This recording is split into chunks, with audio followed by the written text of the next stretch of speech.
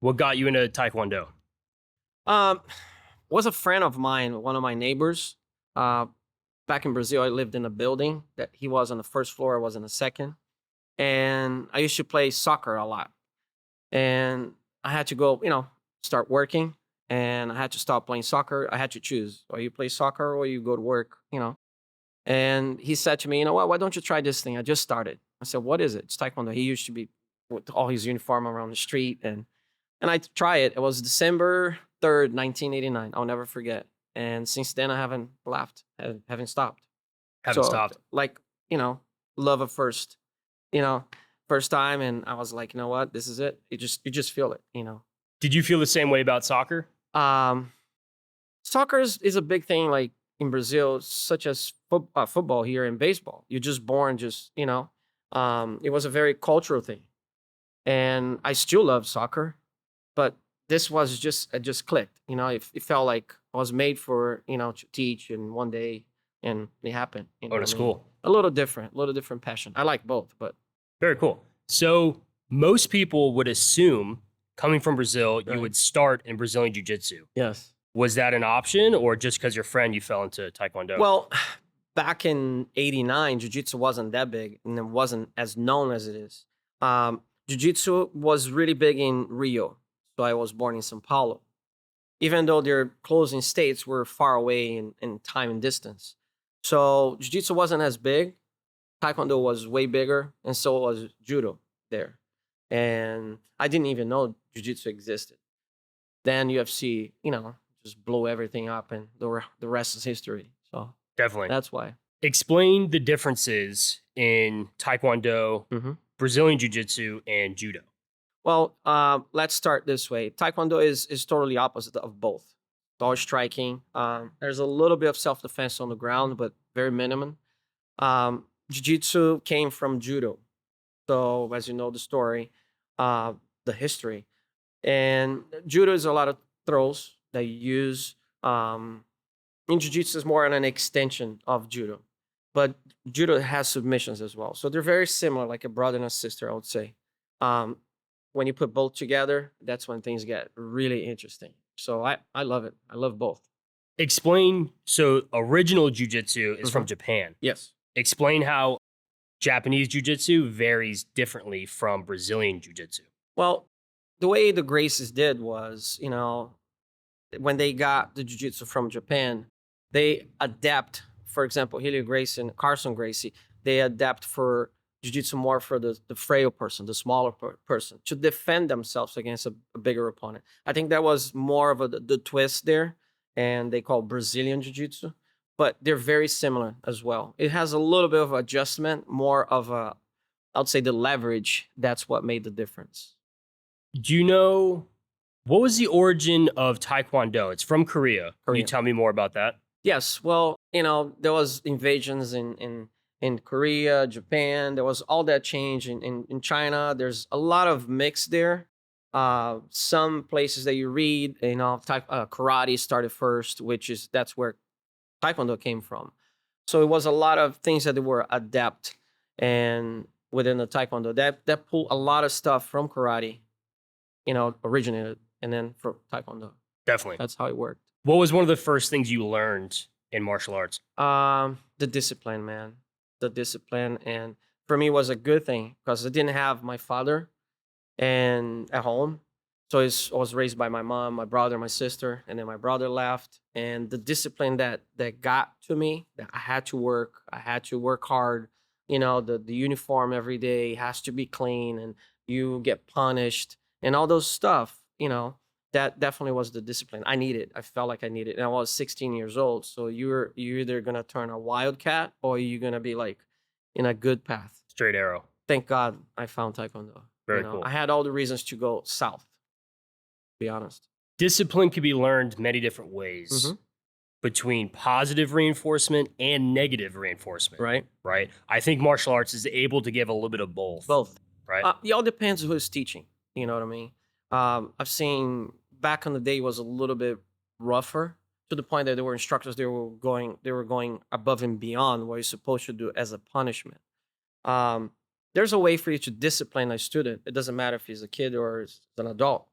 without being hurtful. You know what I mean? Um, so I think back in the day was way worse. Now it's a little bit too soft for me. So I think we need to find a little happy medium there. Find that balance. Oh yeah, I still teaching old school, but I kind of adapt with this generation the way it is, you know. So I'm not too rough, but I'm not too soft. I like to be right in the middle, where there's a way that the kids will feel like, yes, I'm learning, but I'm not getting punished or hurt. You know what I mean? Definitely. So You want it to be positive. yes, of course. Because you want them to excel. Hmm. And you don't want them to learn to abuse the skills they're learning. Yep. It really tarnishes Oh yeah. the sport. I play with the kids. I usually tell them what I'm teaching you is pretend you're like a little superhero, you little Superman. What I'm teaching you have those superpowers you can only use when you need to protect yourself. Don't brag about it. Don't bring your Superman cape outside. Keep it to yourself. And then when you need it and you change it, you put your cape on and you protect yourself. And it makes sense for them. You know, when you start putting the cartoons and superheroes, they get that. Yeah. You know? It's a great analogy. Yes. Right? Thank Something you. they can relate to. Right. Tell me about your first Taekwondo master. I still talk to him almost every month. Cool. He's in Brazil. Fabio Goulart. He's one of the pioneers and biggest athletes in Brazil. And then now Brazil is just getting so big in Taekwondo and world championships and so on. He was, I would say, a father figure and an older brother as well. He was very strict. And I took a lot from him the way I teach. And until this day, there's a lot of trains that I sometimes catch myself on the mats teaching just like him. He was very strict, but amazing athlete, you know, to the point that, you know, he became a Pan American champion in 91. 92, there was the Olympic Games. He couldn't go because Brazil's, you know, finances and politics and money funds. So he couldn't go. But he was right there. That was the year after.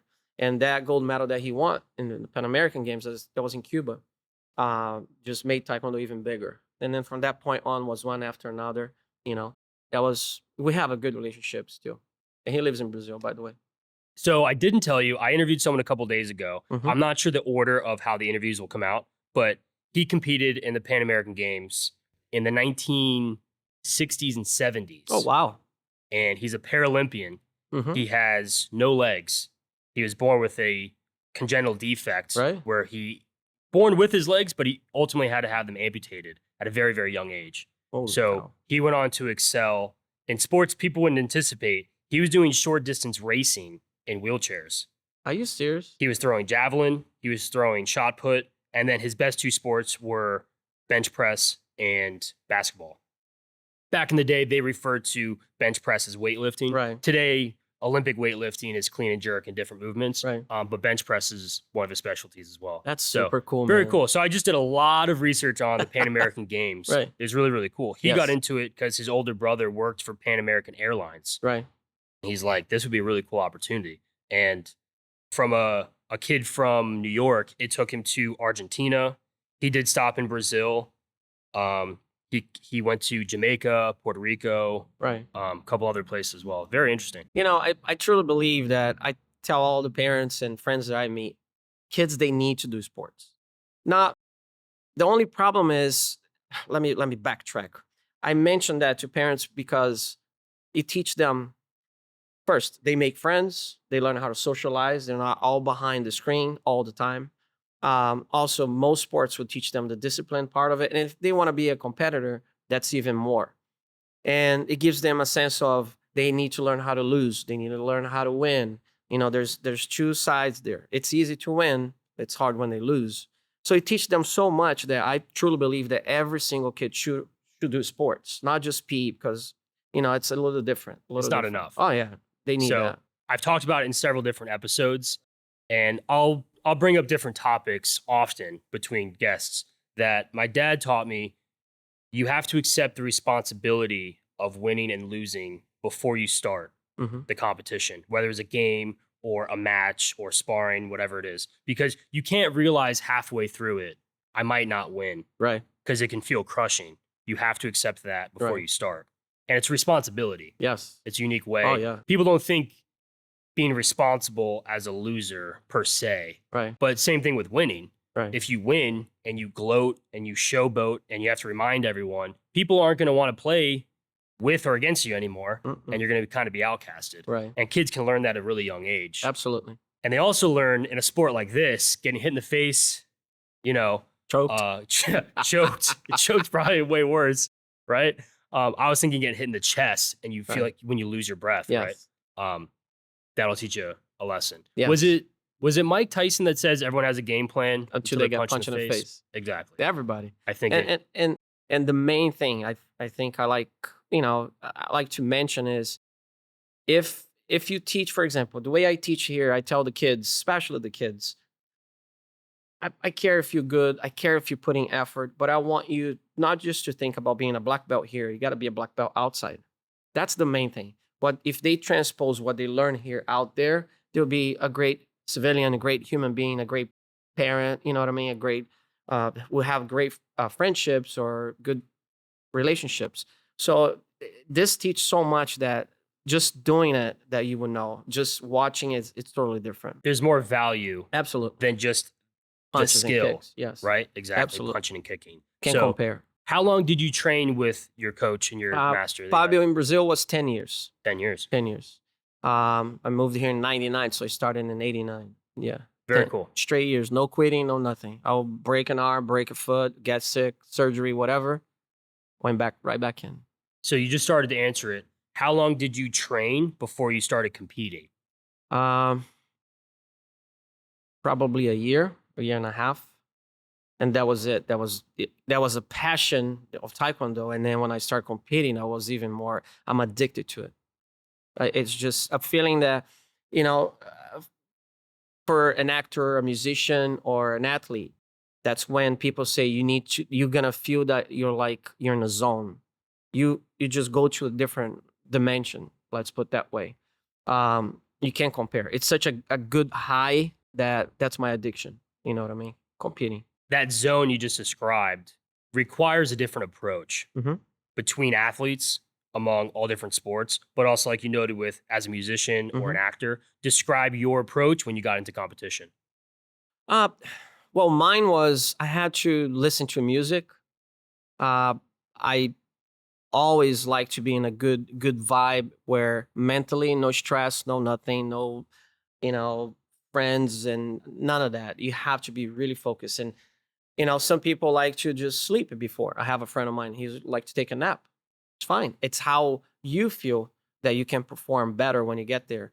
I still, when I compete, I have to have my music, that just gives you that, whatever music makes you feel good, pumped. You like to be pumped up or you like to get all, relaxed, and some people meditate. For me, it was music. Describe a little more. Would your music pump you up or would it calm you down? For me, I needed it pump me up. Bring you up. Yes. Has your approach changed with music? A lot. Tell me how. A lot. Well, back then was more of I would like to listen to faster music, Now it's a little bit more, I think you mature, like taste they say after 7 years your taste change. But I didn't stop listening to those kind of music. But now I think it's more of not as mellow, but not as pounding, let's put it that way. I like rock. So hard rock, but not to the point that it becomes like Cookie Monsters music. You know what I mean? Screaming. Yeah, no. So we noted we've got a lot of mutual friends and we've been learning each other's stories, right? Oh, yeah. So I fell into powerlifting after playing baseball in college. I was kind of losing my love for the game of baseball when I got to the college level, but I was working out a lot. And then I wanted new goals because I still wanted to compete or do something. So I fell into powerlifting. I fell into success pretty quickly. And, I interviewed one of my old coaches. His name is Coach Larry Beats. He coached at Ridgewood for over 28 years. Super cool. He's still coaching. In over 50 years, he's been coaching. Really? He remembers as a much younger baseball player, he described me as hot. And it's a good way to describe it, where I was really passionate. I wasn't reckless by any means, but I was extremely hard on myself. And if I lost my temper, it wasn't that I was rageful. It's that I was frustrated that I knew my abilities and I wasn't performing to that. And I was more frustrated at myself. Right. friends that have seen me compete in powerlifting now, 15 years has gone by since high school, Right. changed dramatically. Right. Where in the beginning of my powerlifting career, in the back, you get 9 attempts. So you have 3 at squat, 3 at bench, 3 at deadlift. I would need people to beat the shit out of my back, ripping ammonia, a lot of caffeine. You know what I mean? Right. Get really, really amped up to try to Right. perform. As I've progressed, you couldn't tell if I'm sleeping or if I woke up from a nap. You master your way to perform before you perform. Yeah, I You hope know, so. yes. And it just shows that evolution, that Oh maturity yes, as well. big time. Where I've had a lot of conversations. I don't remember which one it came up in. You can't pull that trigger every single time. No. Right? And I just remember it was with my friend George Guevara. He's a firefighter, and we trained powerlifting together for years. If you have to rip ammonia or get hit just to get your headspace, after you've done that 1,000 times, It won't do it anymore for you. it won't do it anymore, or you're going to expect it that you need more. Yes. And then eventually they're hurting you in the back room worse than you're getting hurt With here, the hammer. right? Yeah, exactly. Something crazy, breaking chairs over your back. You can't pull that Right. trigger Mhm. too many times. And then if you do, it has to be more impactful, Right. right? And hopefully that happens on the mat in the, at the highest level, the US Open or the Right. national championship. So you competed, still compete, and you've had a lot of success. You ultimately won state, regional, and national championships in Brazil. Yes. Describe that time it took starting at the lowest level all the way to a national championship. That was a lot of training, man. A lot of training. And, since we still were there, we didn't have much of mats and equipment, and we had to train with no AC. At the beginning I questioned myself, like, should I be doing this? This is so hard. But something just kept pulling me back, and I wanted more and more and more, and I'll win and I'll lose. And when I'll lose, I'll be like, you need to go back and try again and win, You have to stop. You stop with the win. But it just kept going. I just kept going, and the training got harder because the level, you just keep moving up. Kids, they think it gets easier. It gets harder because everybody's with you. So I remember when I was 97, 98, when I won the Brazilian one, I trained a lot. And I was working full time and I was going to college. So, and I tried to manage that.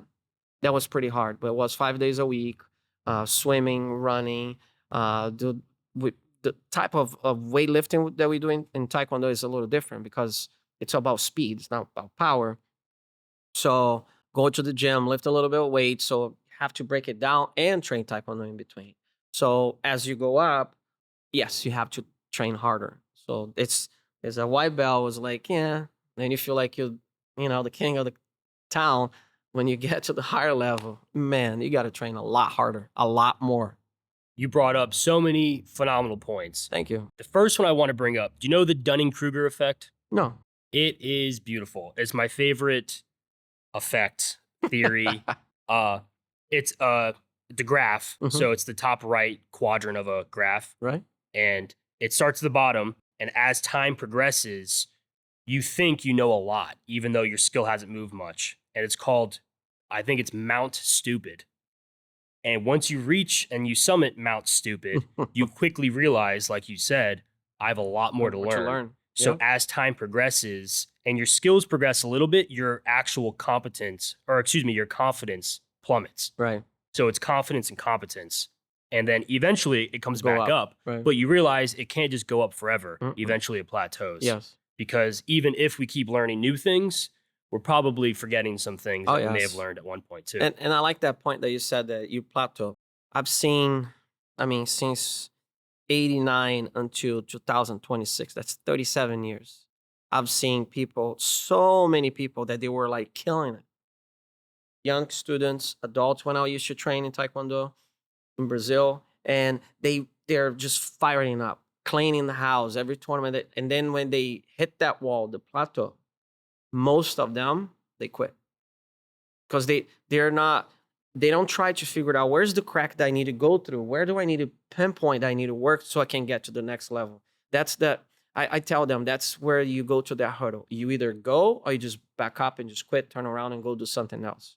So I've seen so many people in jiu-jitsu as well. Jiu-jitsu even more because it's a different art.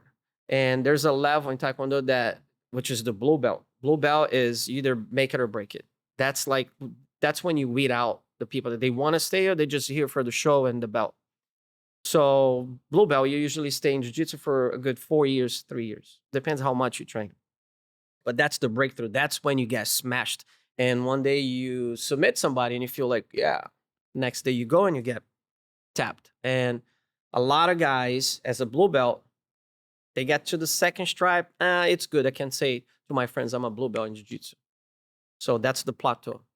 You know, if my advice to people is, and young athletes, when they get in anything in life, you reach that plateau, maybe that's the time that you have to keep pouring water in that plant.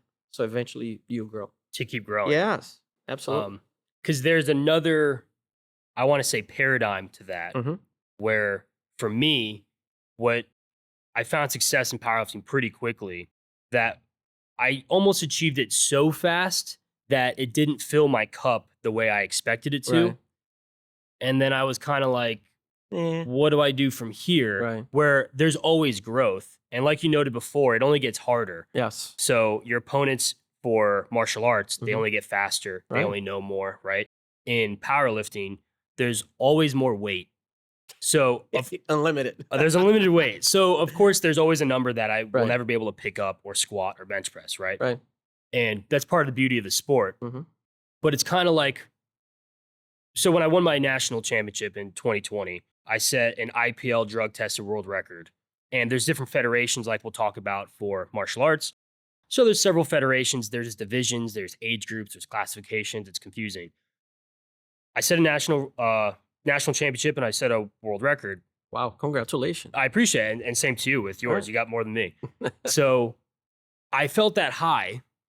And then I really quickly realized, I'm like, nothing changed, right? After a couple hours or a couple days. It's just that moment and that's it. It's just that moment. But then in the back of my head, I was like, well, there's something more. Has to. Right? Which was the world championship. And then the next year, they just happened to bring the world championship to the US. Oh, wow. And I was like, this is my This is it. time to capitalize.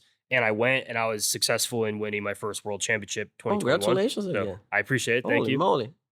But then I experienced it again, but this time there's not much above that, Right. right? You can look at the all-time ranks and you can kind of chase those numbers forever because there's Right. always going to be a bigger dog or bigger fish. So it really changed my outlook. And I've talked to mentors and they're like, you got to be specific how you say this. Someone's going to take it out of context. Right. But once you become a black belt or a grandmaster, in theory, you kind of like, you won. Like you kind of like beat the thing, the game Right, or the the odds. sport, right? You beat the odds. Right. So you could still do it for the love of the game and the passion, but like the reason definitely changes. Right. Where I'm not necessarily competing because I have to win another national or world Right. championship. How much more can you challenge yourself? Just Exactly, like, right? What's next? Yeah. Taking your ride on that, I like to say a good let's say high that you could chase could be become a coach. That's what I Exactly. did. And I've been coaching as well. There you go. Yeah, I don't know if you See? had known that. I didn't know. But yeah, definitely have that Right. that knack. But it's also finding that drive for Right. something else that might not be attainable regarding winning, Mhm. right? So like there's a world championship in powerlifting or the Olympics in martial arts Mhm. or the UFC, but like there's not one for writing or music. People can look at accolades, but it's very different. Different. Right? Way different. So like I could take that passion to this, Right. where like I could spend rather than the same amount of time training, which I definitely still train, Right. that never really stops. Right. But I can invest that much time, hours into doing research on you. Right. You know, why is jiu-jitsu different from Brazilian jiu-jitsu? Oh, there is judo. Oh, it's Japan. Right. All these different things I didn't know. But if I invest the time into this rather Right. than training, I can grow in a different way. Very Hopefully good. that makes sense. So you found your another passion. Another passion. Yeah. And you also have music that we'll talk about Yes. later on too. Yes. Because you have additional passions. Absolutely. So regarding competing in martial arts, Mhm. talk to me about intrinsic motivation. You noted that drive Mhm. and getting beyond a blue belt, you either have the drive or you don't have the drive. Right. Talk to me about your intrinsic motivation. I think the way let's go back to, for example, Taekwondo. I think that discipline that I mentioned to you at the beginning that I got, always put that fire in my back. Quitting for me, it was never an option. I went through so much, man, and I don't want this to sound like, pity. That I had all the reasons to quit. I had all the reasons to become an addict when I was in Brazil with the neighborhood and, the poor area that I was.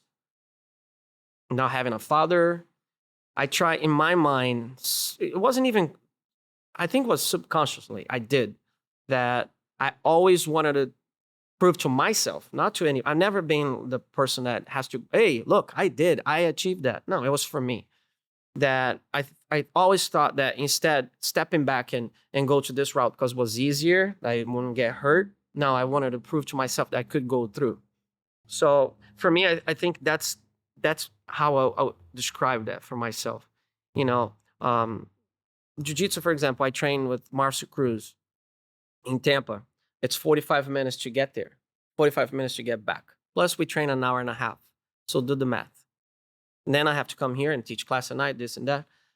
For 15 years, I've been doing that, going to 16. And I remember when I received my black belt, he said to everybody on his speech, he called me, he said, guys, Regis had a black belt before he came here. He has a school before he came here. I started all over. And he said he had all the reasons to quit. He didn't have to say yes, sir, to me all the time. And he said, he's still here. So what I think my thing is, I like to be, which when we talk about music, I wrote one song called Underdog, because I always felt like I was the underdog in soccer, in Taekwondo, in Jiu-Jitsu. But I proved to myself that I can at least go as far as I could. I never stopped both. You know what I mean? So for me, to answer your question, that's how I feel. Of course. The more that I read and write and talk to people about intrinsic motivation, right, it's a lot of times self-proof, where it's not about the accolade. No. Where I was chasing these things like in powerlifting, these records and numbers, whatever, right, but it was really just to prove to myself right, that I was capable, right? Because I've told this story once or twice before. I still think what might be my favorite achievement in powerlifting is not nationals, not worlds, it's not North American championships. My first major success to me and my favorite achievement, I placed 10th. It was my third meet and I had no coach. Ooh. I just came out of baseball. Right. And I was like, let me try this. I did a local meet and I won. And they're like, you're getting drug tested. You didn't even know what you're doing. So I got drug tested because I compete in the drug test division. And then I was addicted. I was like, I got to keep doing this. So I competed like maybe 2 months later. I competed in December, and then in February, I was competing again. Wow. And it's a lot on the body, right? Especially if you're getting kicked in the face, right? You're not doing this too frequently. So I went to Tennessee. We were just talking about that. My sister lives there. I made a weekend out of it, competed with my friend. Did well. I qualified for nationals. Right away? Oh my second meet. Gosh. And I was like, I got to go to nationals. So it was collegiate nationals. Right. And that was in April. So December to February to April. That's 4 months. And I had no coach, like I said. I flew to Columbus, Ohio. I had no team. I competed for St. Pete College, where I was going to school. They didn't have a team. They didn't care. So I showed up solo. I had nobody. Right. And the University of Rhode Island adopted me. They realized that guy doesn't really know what the hell he's doing. Very nice. It's extremely nice. I wrote them a handwritten letter. I thanked them. They realized, like, that guy doesn't really know what he's doing. Right. Has no team. And it was only my third meet. Right. I really didn't. So they helped me out. My only goal was to place top 10 in the country. And by the skin of my teeth, I literally landed 10th. Exactly. Nice. And that meant way more to me that I proved to myself. I had no coach. I didn't really know what I was doing, but I proved I have potential. You were the underdog and you had everything against you. Exactly. That's a big feeling. It is. I was starting a new team today, this morning, before you came here, and a bunch of little kids, and I talked to them and I said, listen, I prefer that the very first competition that you lose. And I look around and parents and some kids are looking at me like, are you crazy? You want me to lose? So I told them, after you lose, you have nothing else to fear.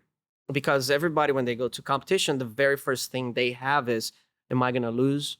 What about if I lose this? What about if I don't get a medal? What about if I don't place? because from that point on, you already hit rock bottom. The easy way is up, right? I had athletes here that they were winning everything and anything. They got to the same point that you felt. So when they lost, that was it. Because they didn't know how to deal with that. So I didn't mean to sidetrack, but just taking a ride with you. I'll have a follow-up question after this. Mhm. I have almost the same lesson, just worded a different way. Right. And I try to teach, because I'm a coach as well, Mhm. I try to teach every person, you have to set the bar before you raise it. Mhm. So, like you noted, if the bar's set with a loss, now you know you can raise it. Right. There's only up from there. It's the same lesson, just a different way to describe it. Right. So people are like, I'm not ready to compete. I'm not this colored belt. I haven't done this. I can't kick this, whatever. Or in Right. powerlifting, I haven't hit these numbers. Like, you don't know if you could actually hit those numbers because you Until haven't you done get it in there. a meet, right? Yeah. You didn't compete against someone else. You Right. didn't have judging. Right. You got to set the bar before you could raise it. My follow-up question, and I just worded from experience, what's one piece of advice that is extremely good that you haven't taken? So for me, that's advice that I constantly give people. However, when I started this project, I didn't set the bar too low. I really strive for that. So I didn't take my own advice. Right. Do you have phenomenal advice that you didn't take at one point? Yes. Yes. And I said that to them today. That was an advice that a friend of mine that gave it to me 15, 20 years ago. His name is Don Johnson. He's not an actor. He said he used to tell his kids, have fun. So I used that since then. Since I opened the school, I told the kids, I said, this is not your job. You're doing this because you love it, right? Yes, sir. I said, have fun first. Not goofing off, and this is not, you're in the playground. You're fighting somebody. But have fun. That means I want them to have the passion to enjoy it, not make it like, which I see a lot in football, soccer, baseball, whatever, parents leaving their dreams through their kids. That's the biggest mistake that they can make. If I can give the parents a little advice, they will resent you sometime. Eventually they will resent you because it's a lot of pressure on the kid. Tell them, I do this with the kids. Have fun. I never had that. It's like, you got to go, you got to fight this guy, you got to put your foot on their face, or you got to choke them out, don't let them take you down. I never thought I have to use that advice that I'm giving to the kids. Have fun. Because we don't make money fighting. Actually, you spend money to fight. Because you got to travel, you get there. What's the best that you can get? A win and a medal, maybe a trophy. That's all. So we do that because you love it. So have fun with it, right? So that's one advice that I give that I never use it. And maybe next time I compete, I remember your advice. Dude, use your own advice. Try to. Right, at least. You just explained powerlifting. Right. Powerlifting's, I wanted to say worse. It's not that it's worse. Right. There's even less credibility because at least in martial arts, you could proudly say I'm a black belt, or people could brag about you. In Right. powerlifting, oh, that guy lifts 500 kilos. Okay. Most Americans don't know the math for Right. 500. It didn't explain what the total was. That a total? Was that one lift? And like, Right. it doesn't really mean much. Right. But when you hear that guy's a black belt, at least that It's a kind of title, spreads. It's a yeah. cooler title, right? Yeah. Same thing in powerlifting. I lost money for the world championship. I had to go to California, the hotel, the rental car, Super expensive. all that stuff, and then I won, but I just got the medal. Right. It, it cost me money. It's the experience. It is. The experience And is amazing. I don't regret it by any means. I'm Right, never right. saying that. But it's a passion, it's a love, and it's a Right. want. Have fun. So we've been talking about this passion. Right. In your opinion, as a coach and an athlete, can that fire be taught? No. You either have it or you don't. Sad to say. Good example today again. My main goal as a coach, for example, especially when I start a team, again, like I said, I want to teach them for life. So if I have a student that's very not aggressive, very passive, everybody has their own way. My job is to make sure I can bring him to a little bit of aggression that he needs it. If the kid is a little aggressive or out of control, my job is to bring him down to a balanced level. But you can tell watching any sport who has the fire or he doesn't have the fire, who doesn't have the fire. You can push them a little bit, add a little bit of spice, but That cannot be taught. Unfortunately, I wish I had the secret sauce. You know what I mean? So do I. Yes, because sometimes you see so many talented athletes, fighters, any sport, quitting because they don't have the fire. So I rather get a student that is raw. He can put one foot in front of the other, but he has the fire, he has the will. The rest is easy. It's easy for you to teach anybody, any sport, if they have the will. You know, they have that fire. That I want to learn. They're hungry. Might take a little longer because they're not physically capable, but they can eventually master that. You just remind me of Coach Larry Beats that I Uh-huh. told you I interviewed. I was asking him, I already knew the answer, but I needed him to say it. Right. I said, what's your ideal baseball player look like? How would you describe your ideal baseball player? For the people listening, especially people that may not have played baseball, they're going to think of someone famous like Aaron Judge. He's like 6'7". He's like Holy he's like this massive giant human. Right. He's so athletic. He's so fast, powerful, whatever. People are going to make that assumption, right? So same thing with martial arts. You're just Right. going to think about this big, jacked Chuck Norris looking guy, right? Right. He wasn't too big, but he's jacked. Right. You want the underdog. You want the guy that has that drive and passion that isn't going to quit and they're Right. going to work harder and harder and harder. Because all the time, you know, I refer to the gym, different from this type of gym, but weightlifting Right. gym. I'll see these people walk in. I'm like, that guy has the body of an NFL player. Right. And he just has no drive, no ambition. Waste. And I'm just like, oh, this guy has no idea. Mm-hmm. He could just be totaling 2,000 pounds. My powerlifting people will know what I'm talking about. They don't realize how talented he could be, and they just don't have it. Yeah. And there's no way to convey to them because they just don't have it. They can't get it. You can force. I've seen kids being forced to be aggressive, and they don't become aggressive. They become angry. I have this conversation every single class.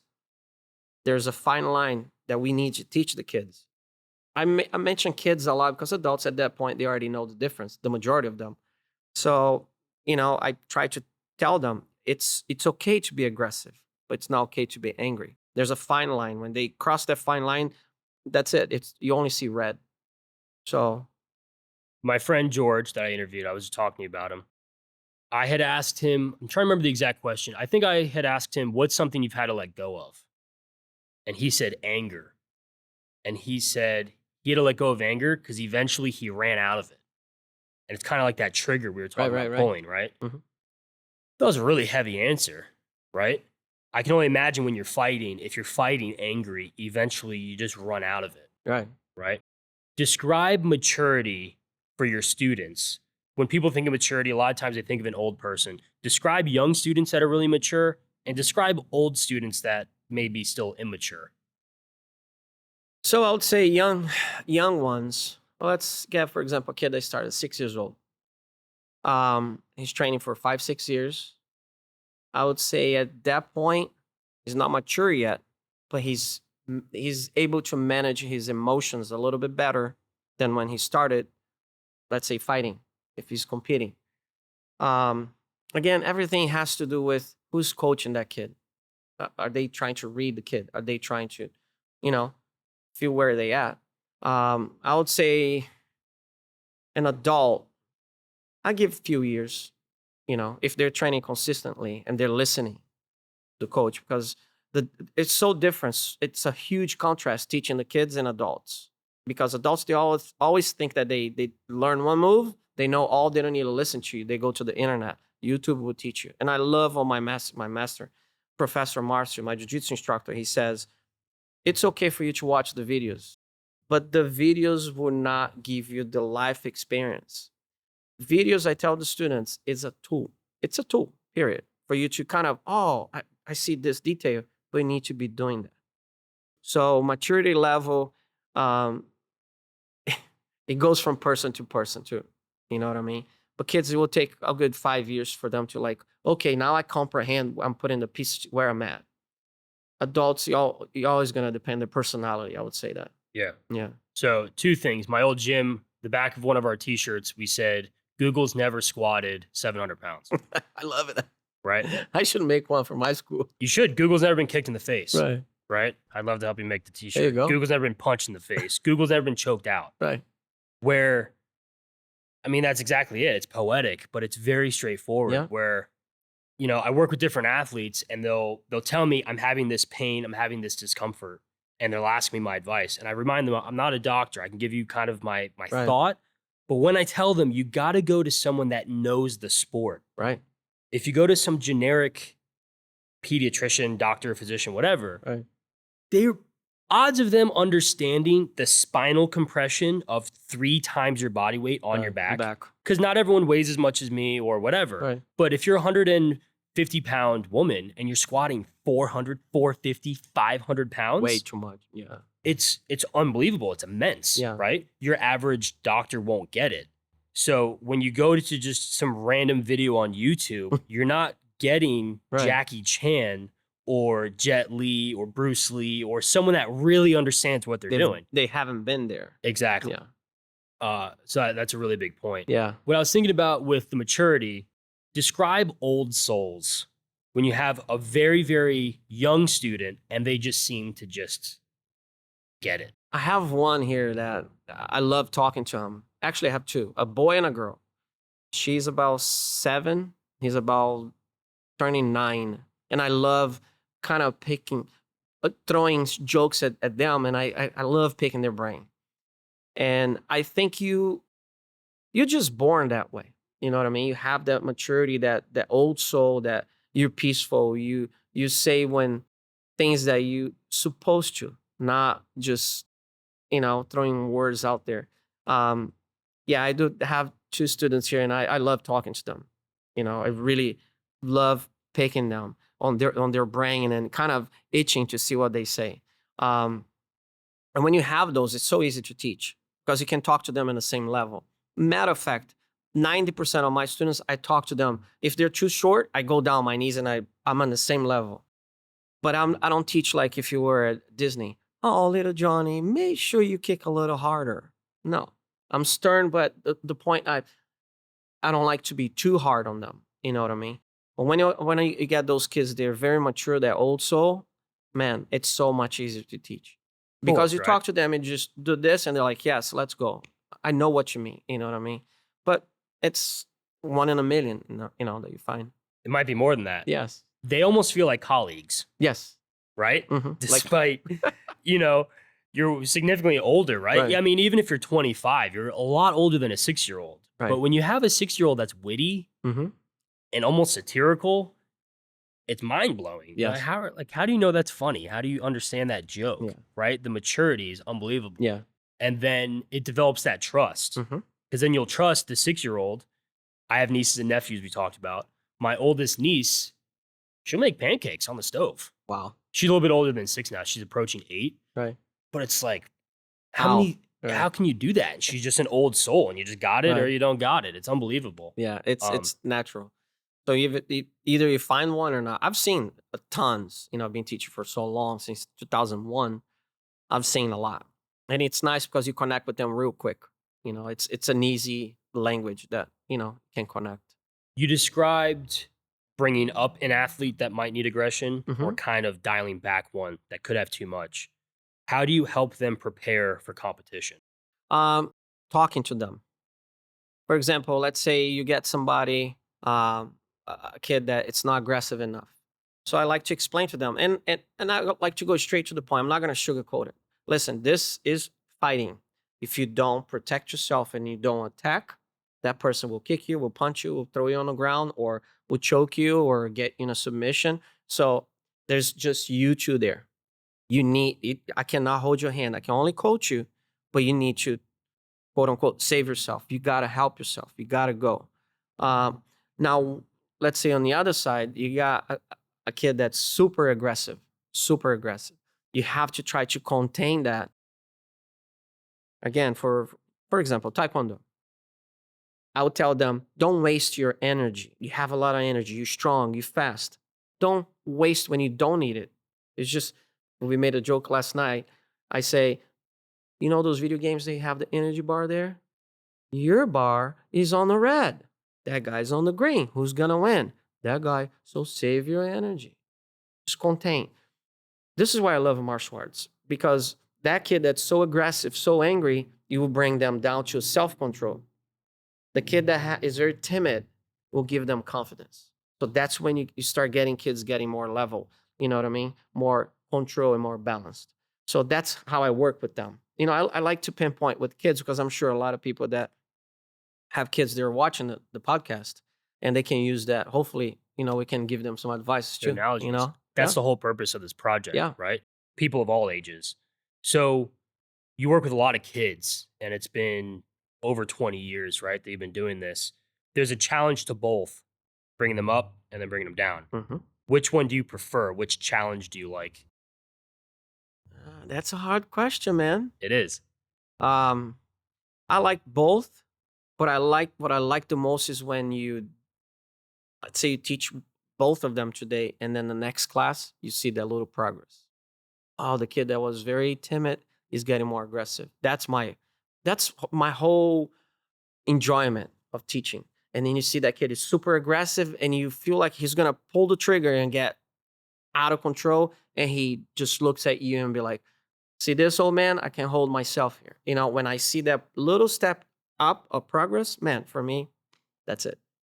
Maturity plays a role into that. Oh, yes. Do you think, is there a tendency? Do you think younger kids tend to be more brought up or brought down versus older ones? Like, is there a certain age group that's more aggressive and then another one that's more Yes. mellow?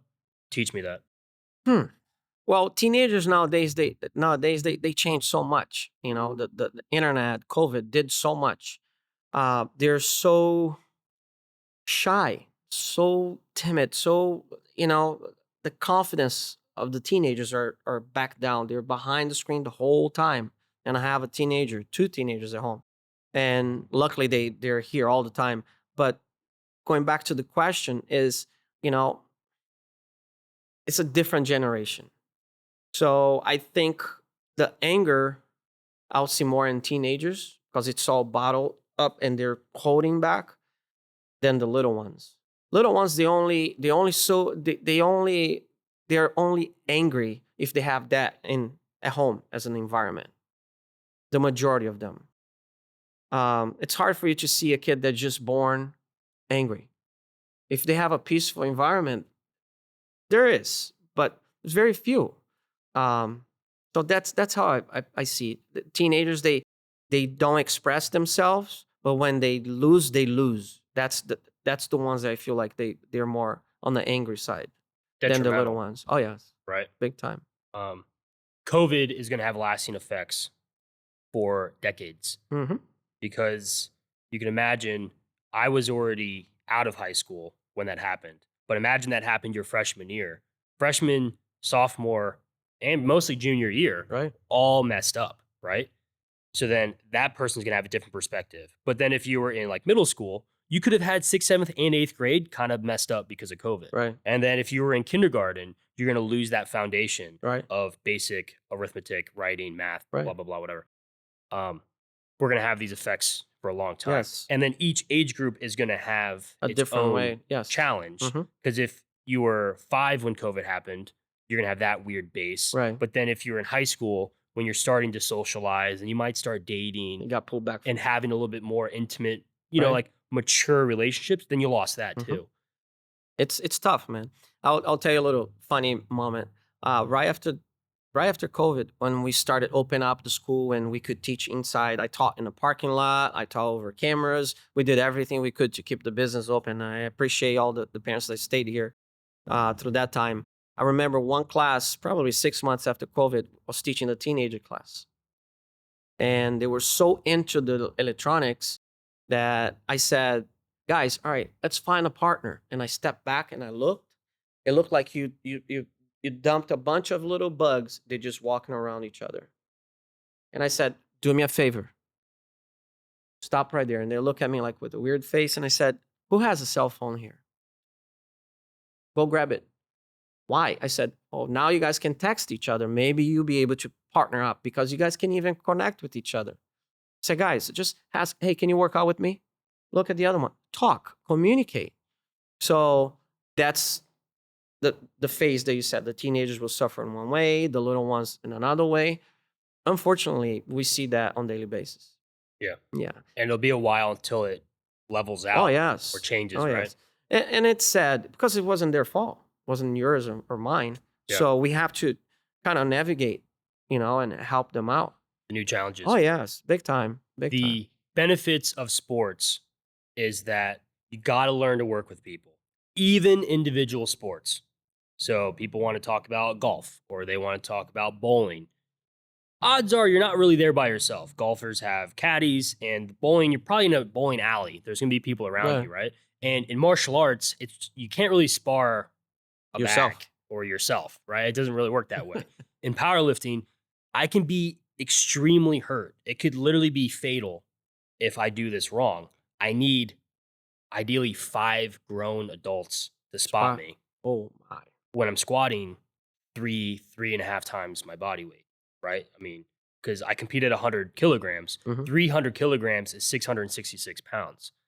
I've squatted beyond that, where if I sneeze, if I fart, if I blink That's the it. wrong way, I can have spinal damage. I could be paralyzed. I Mhm. can collapse. This could kill me. Dangerous. Yeah. It's dangerous. So when you take that into account, I have 5 people around me. Wow. I could be judged by 3 other people. I'm most likely going to have some type of companion, whether it's a coach or a teammate, help me do Right. stuff. I just named 10 people to do this. That's a team. It is a team. And then you're going to communicate, how did that look? Right. Hey, you're actually high. Hey, you're moving on your toes. You're not looking at what you're doing, Right. blah, blah, blah, blah, blah. And then that's how you work together. It's hard to do this in a mirror by myself, right? There's no way. Same thing with this, Yes. where even as a black belt, you're going to be a grandmaster, and we're going to talk about that in a bit.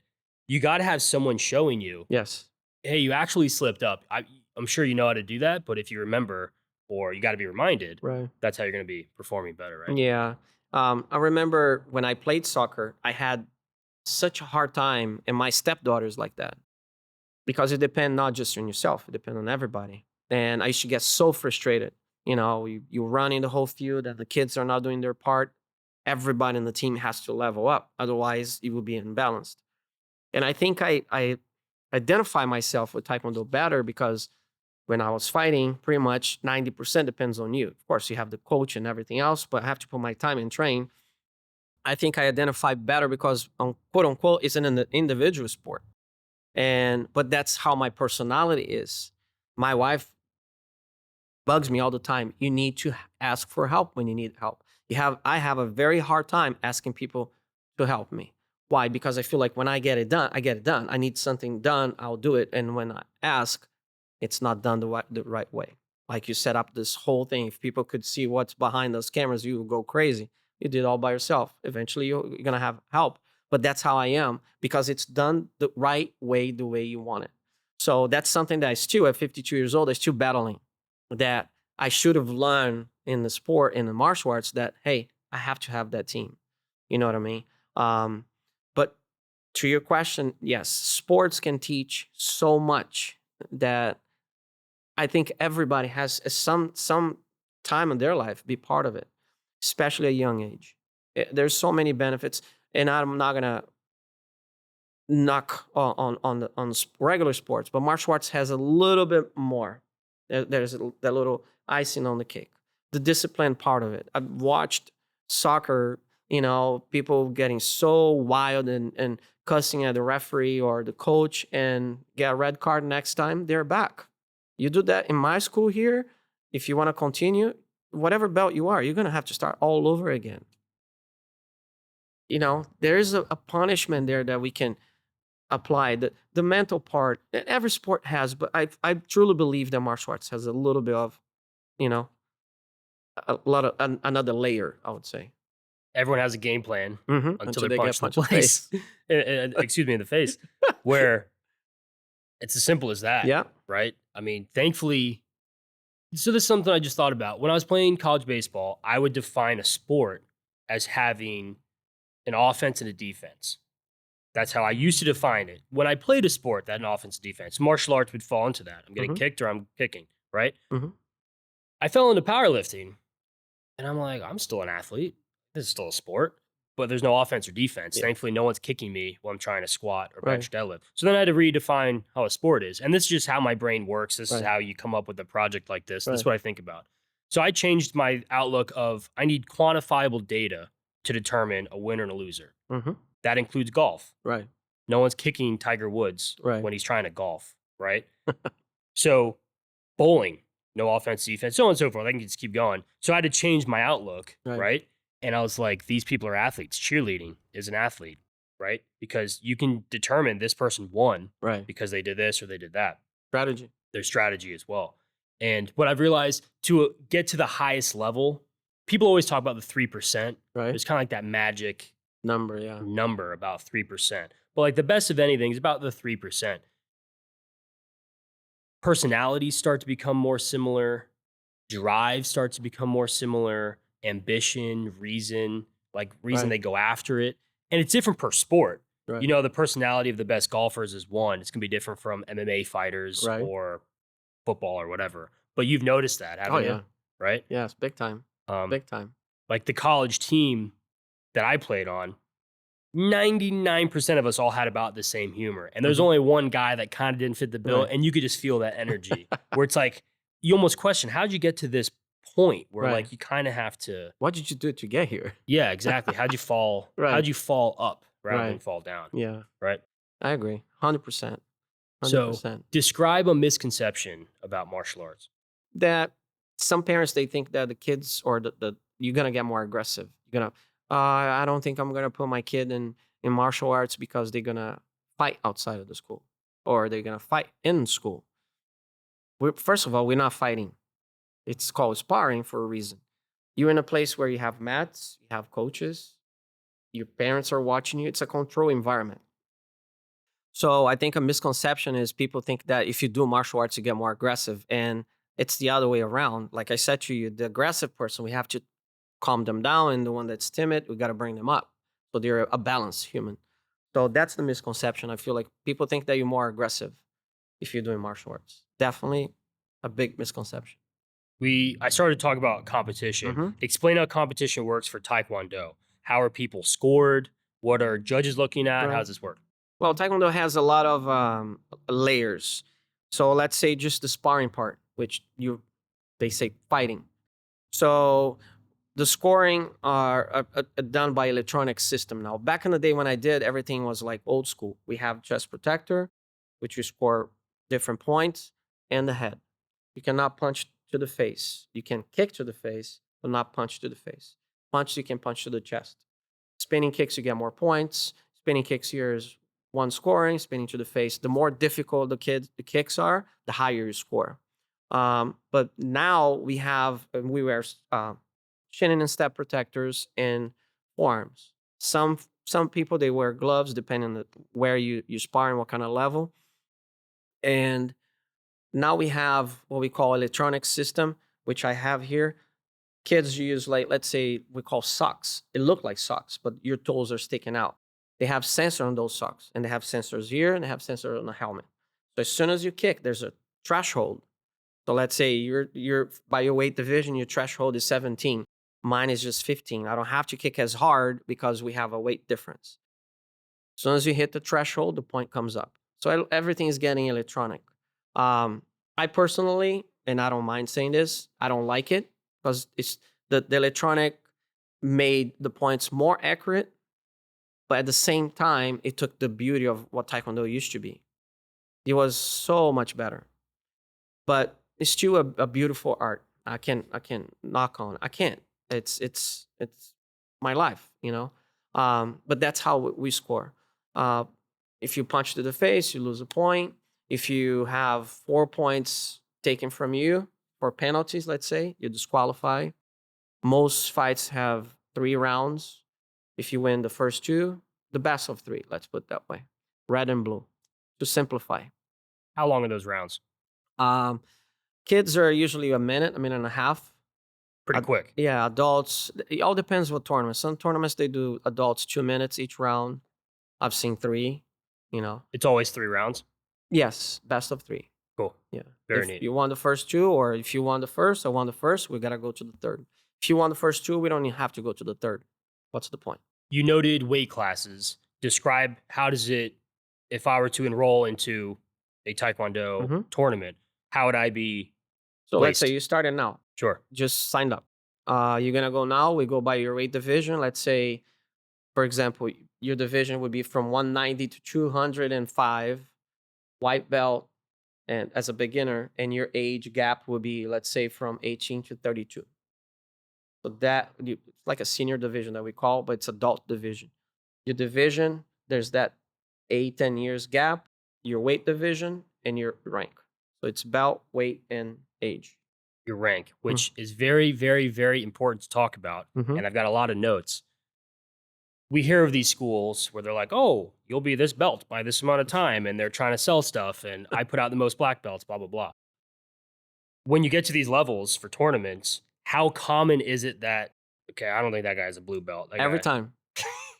Pretty Every common. time. Well, let's put it this way. And you either see, which I've seen this lately a lot of sandbagging. So that means the kid is training for 8 years fighting in a beginner's level. So then they go back to school and they go to their regular rank, let's say to advanced level.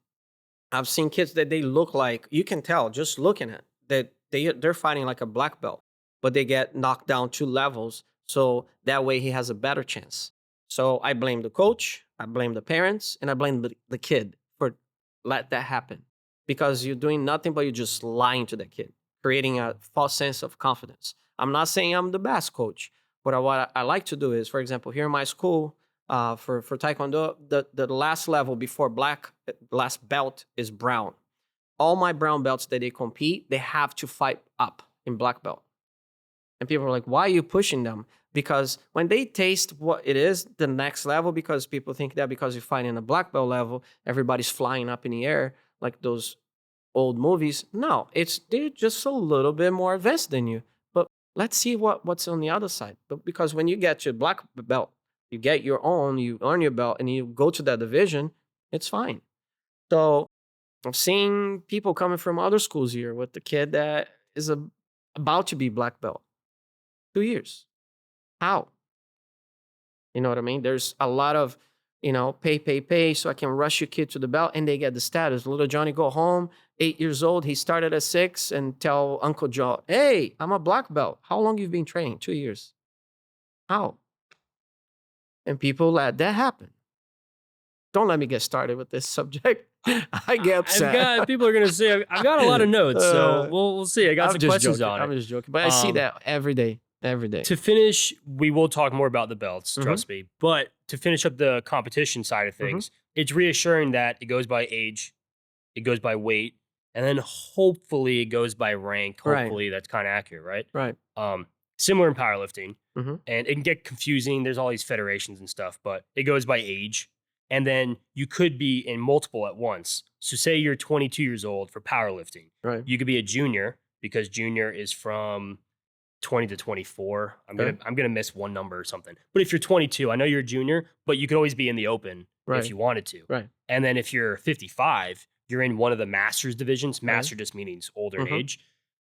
But you could compete in the open if you really wanted to. 24 to 39, you're in the open. That's all I've got for Jiu-Jitsu has a lot of that. The masters, they can go down to the adult division. So if, for example, I'm 52, I'm Master 5 in Jiu-Jitsu. If I want, I can fight Master 4, Master 3, all the way up to adult. But you just have to be prepared because those guys are on fire. Exactly. I just stay on my own, my own division. And in Jiu-Jitsu, we have what we call open or absolute division. So everybody from my age and belt, or Master 5, let's say, doesn't matter what weight you are. So I'm 170, 165. I might fight a guy that's 250, 300. That's the open. Not worth for me. I depend on this little legs and my arms to make my money and, have my livelihood and work. So that's how Jiu-Jitsu is. Taekwondo, we don't have an open division, which I think they'll be interesting. But yeah, it's more similar. The powerlifting more similar to Jiu-Jitsu. Yeah. I totally get it.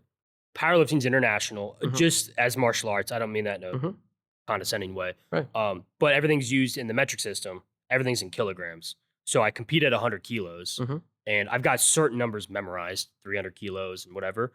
Are all of the competitions for martial arts, is that in kilos or is that in pounds? For example, in Brazil, we use the metric system. Sure. Centimeters, kilos. For me, it was a hard transition to come here. Everything is in pounds and inches. Um, most countries out of the United States are in kilos. Of course. International competition, all in kilos. All in kilos. I'm shocked for like US Taekwondo, they don't just also use metric because it's the sport. If for let's say for example, U.S. Open in Taekwondo, if when they of course they host here when it happens, usually is in March, Las Vegas and all kinds of place. They do in kilos because it's U.S. Open, but there's a lot of international people. Higher level tournaments here, even if it's in U.S. when they have higher level, world champions and that kind of stuff. Pan American Games, if it's done here, yes, it's in kilos. And there's a lot of tournaments that the organizers they try to do in kilos. Yeah. I think there's a benefit because then you could just compare it All in the same. apples to apples, Right. not inches to And then centimeters. you have to be with your calculator there. 2.205. Oh, yeah, my it's Lord. kilo math. Yeah. Some of them, you're 49 kilos, you already know how much will be in pounds. Some of them are memorized. Yes. But then when it comes to world records, super, super specific, because if you're just doing 2.2, you forget that 0.5. When you're doing that with 300 of them, it adds up pretty quick. Oh, yes. Right? Makes a big difference. So food for thought. So you noted, we talked about how competitions are categorized age, weight, and belt, which is what I was thinking about. When a student comes in, how do you deem them ready for the next belt? Well, for example, in Taekwondo, okay, what we do is our curriculum. For example, white belt just walked in. We prepare them for the first month. We're teaching some basics. So what we do is we separate them by stripes. Okay. So let's say this first month, what I taught Tom, we're gonna pre-test you, see if you learn what we taught this month, and then we give you a stripe. All right, Tom got the first stripe. Yes. Next month we'll teach you the second part of the curriculum. We pre-test you again at the end of the month. Do you know? No, Tom doesn't know. Well, we're gonna pre-test again next month. So we keep you on that same level until you learn, and then you move up. So let's say a normal kid here, 7 years old, earn 3 stripes on each side of his belt. That's 6, and then we invite them for a belt testing. So for me, when I created the system, it helped me to figure it out. As soon as I look at across the mats, you see them, you see where your class is. I separate beginners with advanced. Those are separate classes. But when I see across the mats, okay, Tom has 5 stripes, 1 more he's going to test. That way you can gauge. And when it comes down to belt testing day, that's the ceremony, that's the official. Parents are here, they break boards. Whoa, awesome. When they have their 6 stripes, there's no reason that they come to me and be like, oh, but I didn't learn that. Or their parents, you never taught them this, so how come they have a stripe? So, and I have a speech every single day, every single test. I tell them, look at your belt. And there, you got your 6 stripes? Yes. Try to remember every single pre-test that you passed, and some of you didn't pass, but now you're here. So if you earn those 6 stripes, there's nothing to hold you back. You passed them all. That means you're prepared. You came here because you want to. I invited you. I didn't force you. It says invitation, and I give it to them. It's like a birthday party. You invite it, you go if you want to. So you here, make it happen. So I do this stripe system. Jiu-Jitsu is a little bit more different. It's more based on attendance, skill level, you know what I mean? Consistency. So it's a little different because it's a totally more complex curriculum than Taekwondo. Taekwondo is more simplified. I've done neither one, so you should. There's a good school around. Really? Yeah. I'll have to check it out. Yeah, let me know afterwards. I'll send you a text with their number. So I'm not trying to speak out of context, right? But my thought is in jiu-jitsu, it's push and pull, right? It's like yin yang. There's 2 sides of it.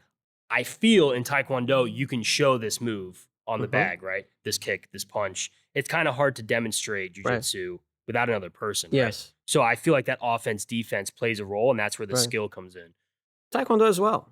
Really? Oh yeah. You can watch the fighters. You can see who is the yin. That I completely agree. I just meant when you're testing out for a belt. Okay. Yes. I think it'd be easier to demonstrate spinning roundhouse, or if I just made something up, roundhouse, spinning kick, whatever it is. It'd be harder to demonstrate that in jiu-jitsu without another person. Well, and it's funny you're saying that. Remember COVID we were talking about? So I used to I did the classes there with some cameras. I have a couple instructors with me and teaching. You can do Taekwondo through Zoom. what did I do with jiu-jitsu? So I'm like scratching my head. I used to call every single student and say, hey, listen, if you want a half-hour private class, I have it with you. I don't have COVID. I don't have any symptoms. I used to tell the parents, if you're comfortable, bring the kid, or you as an adult, you come here, train with me half hour. And I remember 1 week were like 120 classes. I was like going insane, but you cannot do it without anybody else. There's now on the internet, you guys can find the dummies, that just stay in the same position. You can practice with them. You It's can something. show the move. Yeah. It's not the same. Yeah. You know what I mean? Definitely. That's the closest you get. Yeah. Show your skill. That's all I meant with like Right. testing. Mhm. It'd be easier to kick a board. It's way harder to like show Yeah. an arm bar on this dummy that is defenseless It's the at the entire same time. time. Yeah, just sitting there. Do you want to know how my old gym tried to get around the COVID stuff? No. This is years I mean, past and yes, I want to everything know. else. Yeah. We worded it that the owners were worried about people breaking in, which really did happen. People were stealing gym equipment to bring it at their house. Really? Because if they couldn't go to the gym, Right. Do it at your home. the price of stuff on Facebook Marketplace was insane because Wow. it was like a weird monopoly on equipment. So the owners felt in order to have a secure building that they owned, right, they would let their members provide security in small blocks, Right. 90-minute blocks, right? So we had a way of communicating and then be like, Regis, are you free 1 to 3:30 or whatever the time block was to do security? And you would say yes.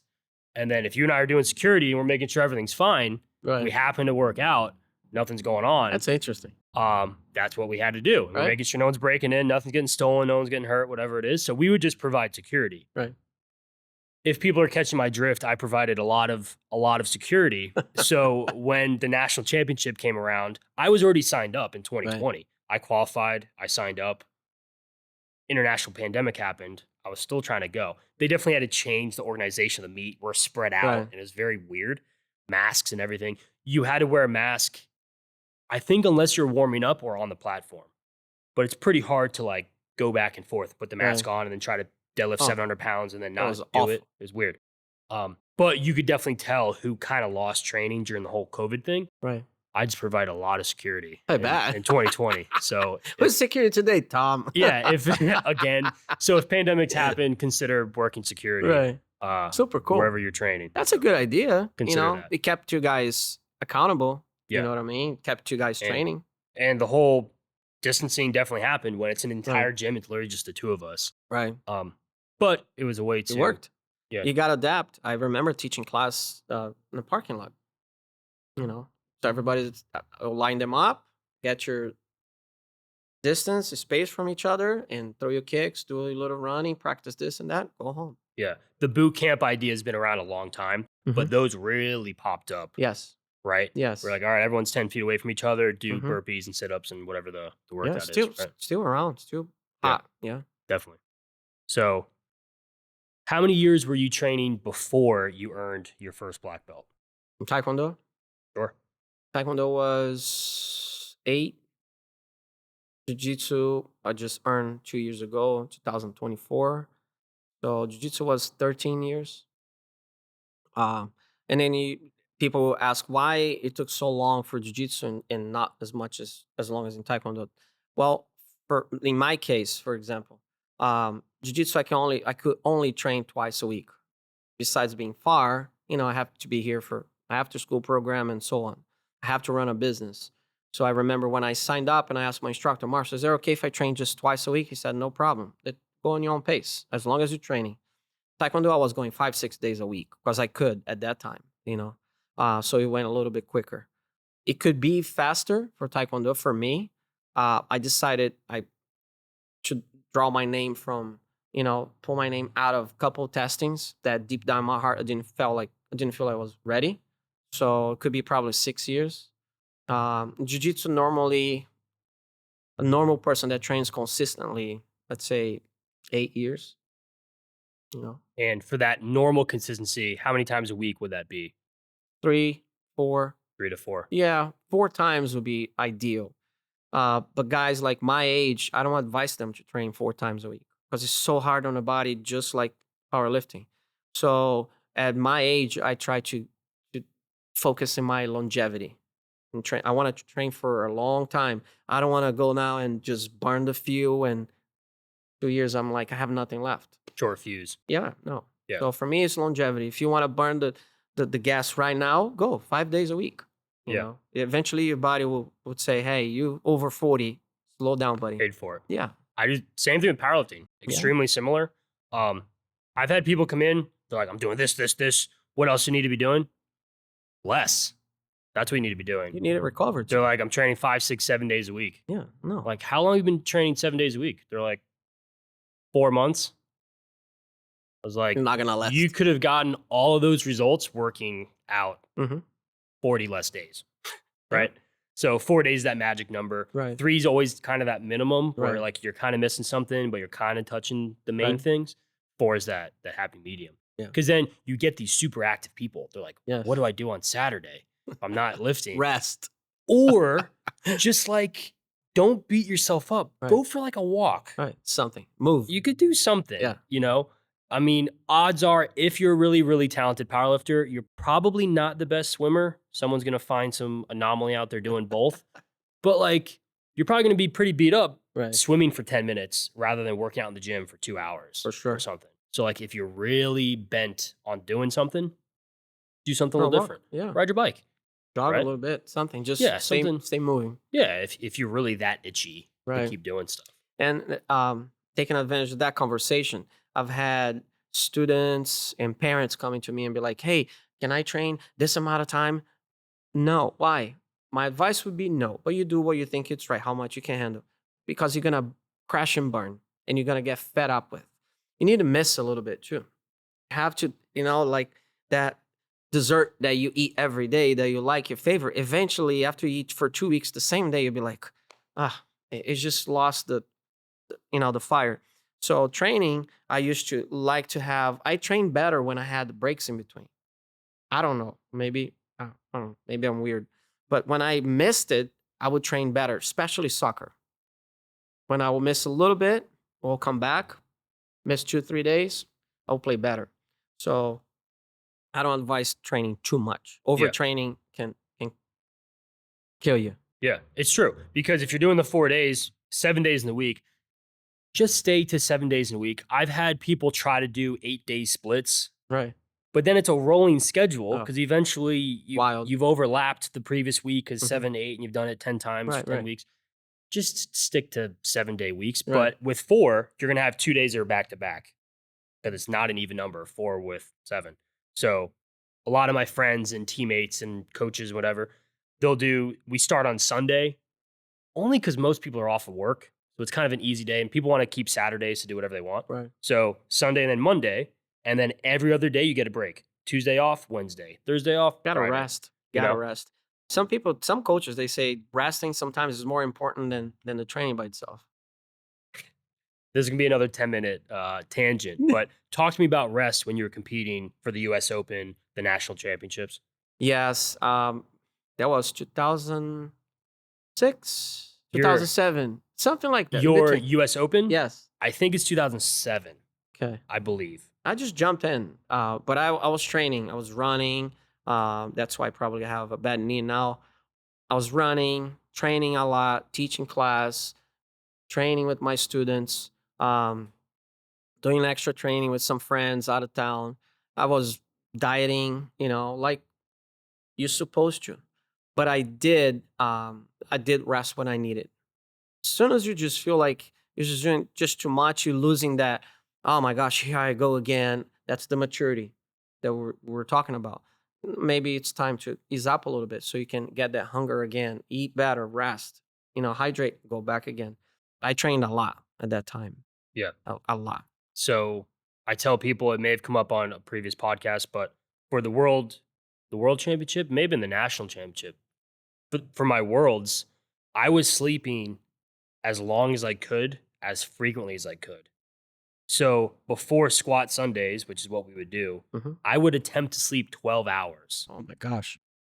Right? Before it, if I could, because I was really prioritizing training. Right. You got to remember, in college, I didn't have a mortgage. I wasn't married yet, so I could prioritize this. It's different when you already have a school and you've got Much. dozens or hundreds of students, like you Hmm. got a lot of stuff on your plate. But as a college kid, I was able to prioritize. I would wake up, look at the time, I should go back to sleep. Right. And people are like, how do you do it? How do you do it? I'm like, you lay there Yeah. until you fall asleep again. Your And it's not brain shuts fun. off. Right. Yeah, it's not fun. I Right. might lay there for 30 more minutes till I fall asleep again. Right. And then when you learn about sleep cycles and all that stuff, Right. it's 90 minutes. Then you could try to predict, if I fall asleep by this time, I'll set alarms Right. at this point, Mhm. right?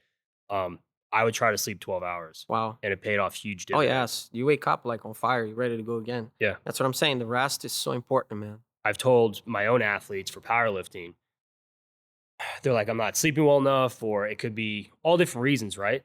There's been studies, I'm pretty sure it's with the Major League Baseball, with the MLB, that they found a direct correlation. The more sleep the player got, the better their performance. Oh yes. Because with these professional sports, if you have a several game series in Tampa Bay and then you're playing in California, that time change is messing you Oh, up, oh yes. Big time. right? And then you're in Arizona, then you're in Boston, Right. and you're like all these different places and cities. It really throws you Right. off. Yes. You have to rest. Yeah. Really important. What Right. else did you do for rest besides just sleep? Were you doing active recovery therapies? No therapy. I was working a lot. Yeah. So Yes. you didn't have time. Just push through, man. You Yeah. just push through. Totally disciplined. You gotta go. You gotta go. You wanna go, go. There's not much of I could do because I had to teach a lot of classes. My school was starting. It was 2 3 years old. I had actually I had two part times on the weekend to keep the school open. That's another story. And so I had to work a lot. Every time that I could get on the weekends, I'll do extra training or go to somebody's school. So I could fit training here and there, and I would sleep probably 8 hours. That's plenty, 7 8 hours, and the next day do it again. But I never thought I was young. I was pushing as much as I could. I didn't feel like, I didn't have kids back then. I didn't have a mortgage. Yes, I had my responsibilities, but that was just me. So I could go. Changed a lot. Yeah. Oh yes. Big time. Changed a lot. Big And time. we'll talk about entrepreneurship Mhm. a little bit more in a bit. Yep. Outside of that US Open, those national championships, have you pursued physical therapies or recovery methods? Um, no, no. I just did physical therapy because I had surgery on my left knee, on my meniscus, which now I'm ready to do on my right. It's overused. Um, just normal ibuprofen if it hurts, ice if it hurts, and just, you know, old school style. Um, Once in a while, I'll get adjusted. There's a good chiropractor here, by the way. A massage here and there, but the rest was just go for it, head on. Yeah. You know what I mean? I think different sports plays a huge role. Powerlifting, I was trying to capitalize on what I could. Mhm. So for the national championship, I had a strength coach, I had a nutritionist, I had a chiropractor, and I had a physical therapist. Wow. You remind me of something. Don't mean to cut you off.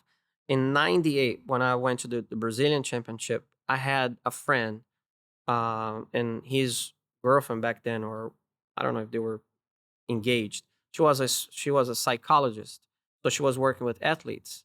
So I remember everything she taught. I use until today as a sports psychology. That was the best thing I could ever done on the side besides training, because she put me in a. There was a lot of working. She taught me how to work with your body energy, not just your fuel. None of that. All the mental part, more kind of on a spiritual side. That changed me so much. That I did on the side. I remember that. How do you teach that to your students? Uh, it depends the age. For example, I always like to see before they compete. How are you feeling? You good today? Yes. So by their body position, how they're behaving before, especially the older ones. The young kids, they just like to be playful before, and you cannot teach that to them. Don't be. Oh, you got to be serious. You can't do that to at 7 years old. Just just don't be running around. Sit down here and just relax. Uh, but with adults, I like to talk to them. Hey, how you feeling today? How did you sleep enough? Yes. Do you have your plan in your mind? Yes. Visualize that. See yourself over and over again, over and over again. I remember she taught me how, which I've seen a lot of high level athletes do that, to go to the venue the day before, or like if you can, Go to the day that you're going to compete, but go earlier. Walk around and feel the energy of the environment. Get your body, feel the energy of the place that you're going to be before you compete. I remember doing a lot of meditation, but laying down, and the visualization that she taught me, man. And sometimes I teach to the older ones. Very helpful, you Tell know. me more about that. Um, so the first thing that I used to she taught me, I remember, was to visualizing you fighting, which a lot of people do this now. You fighting what you're gonna do and what the person will do to you. The lock in the eyes as you're fighting. I remember my feet position she fixed. She's like, your energy goes this way. If your feet are awkward this way or that way, you're not gonna have. And I was like, you serious? She's like, yeah, try next time you train. It was dead on. I don't know if it was a mental thing or if it was real. So I remember there was so much stuff. And I like to tell them their position, their body position, how they have to relax instead of being tense. You tense, you slow, you get tired, and you relax. It just, for example, we were talking the other day. I said to the older athletes, I said, when you're sparring, you just pretend you're like a rubber band, or you're like a snake. Look at a snake on the animal channel, how they attack. They don't go straight bolting. They go this way. And when they attack, they just real quick. So it's pretty much, I like to do those analogies because kids, they can picture that easier, you know? Things like that. She taught me so much, man, that we could go on all day. So Yeah. it was very helpful. Visualization, Big time. right? Big time. Big time. So I did that for nationals. I have way more memories about the world championship because I really felt that's the peak, Peak. right? That's what I was really aiming for. So I did all these things for nationals, but world is where I had to take it to the next level. Right. I have specific memories listening to specific songs, doing cardio in a specific place, thinking about the platform. What type of songs? It's awesome that you say that. Of course, now putting on the spot, I don't know if I can name the My exact time. song, right? I've listened to a lot of really, really smart people talk about how the brain works and stuff. Mhm. Everyone's brain's different, and some people are not capable of thinking of like shapes in their head, Right. or they won't associate colors with this or smells or whatever. So people's brains are different. The way mine works, when I listen to certain songs, I'll literally remember where I was Right. listening to that song. So Mhm. like I listened to your music this morning before preparing notes, thinking about it. I Nice. can remember sitting at my dining room table, the chair, I had the blinds open, what I was doing. Then I went to this room. I remember that's when this song came on. Right. So I had my phone with me. When I walked to the room, your song Forget You came on. Nice. I remember where I was, right? So you didn't forget. I didn't forget. But yeah, I'm trying to think. So for the world championship, I was living near a park and I'd ride my bike for my cardio that I was tracking with my nutritionist and everything else. I just remember this one specific loop. I'd ride to the park and ride in and out of the parking lot. Right. And then there's a straightaway and then curves. I just remember always coming around this curve. And by time I would think of it, I would always be around the same curve and I'd be finishing my Crazy, right? deadlift at the Wow. world championship that hadn't happened yet. Whoa. So Mitchell Park, right around the back corner of one of the parking lots, Right. where like the fields are open by the softball fields, I'd always come around the same corner. Yeah, you live right down, you don't live too far from here. Mitchell Right. Park on Little Road.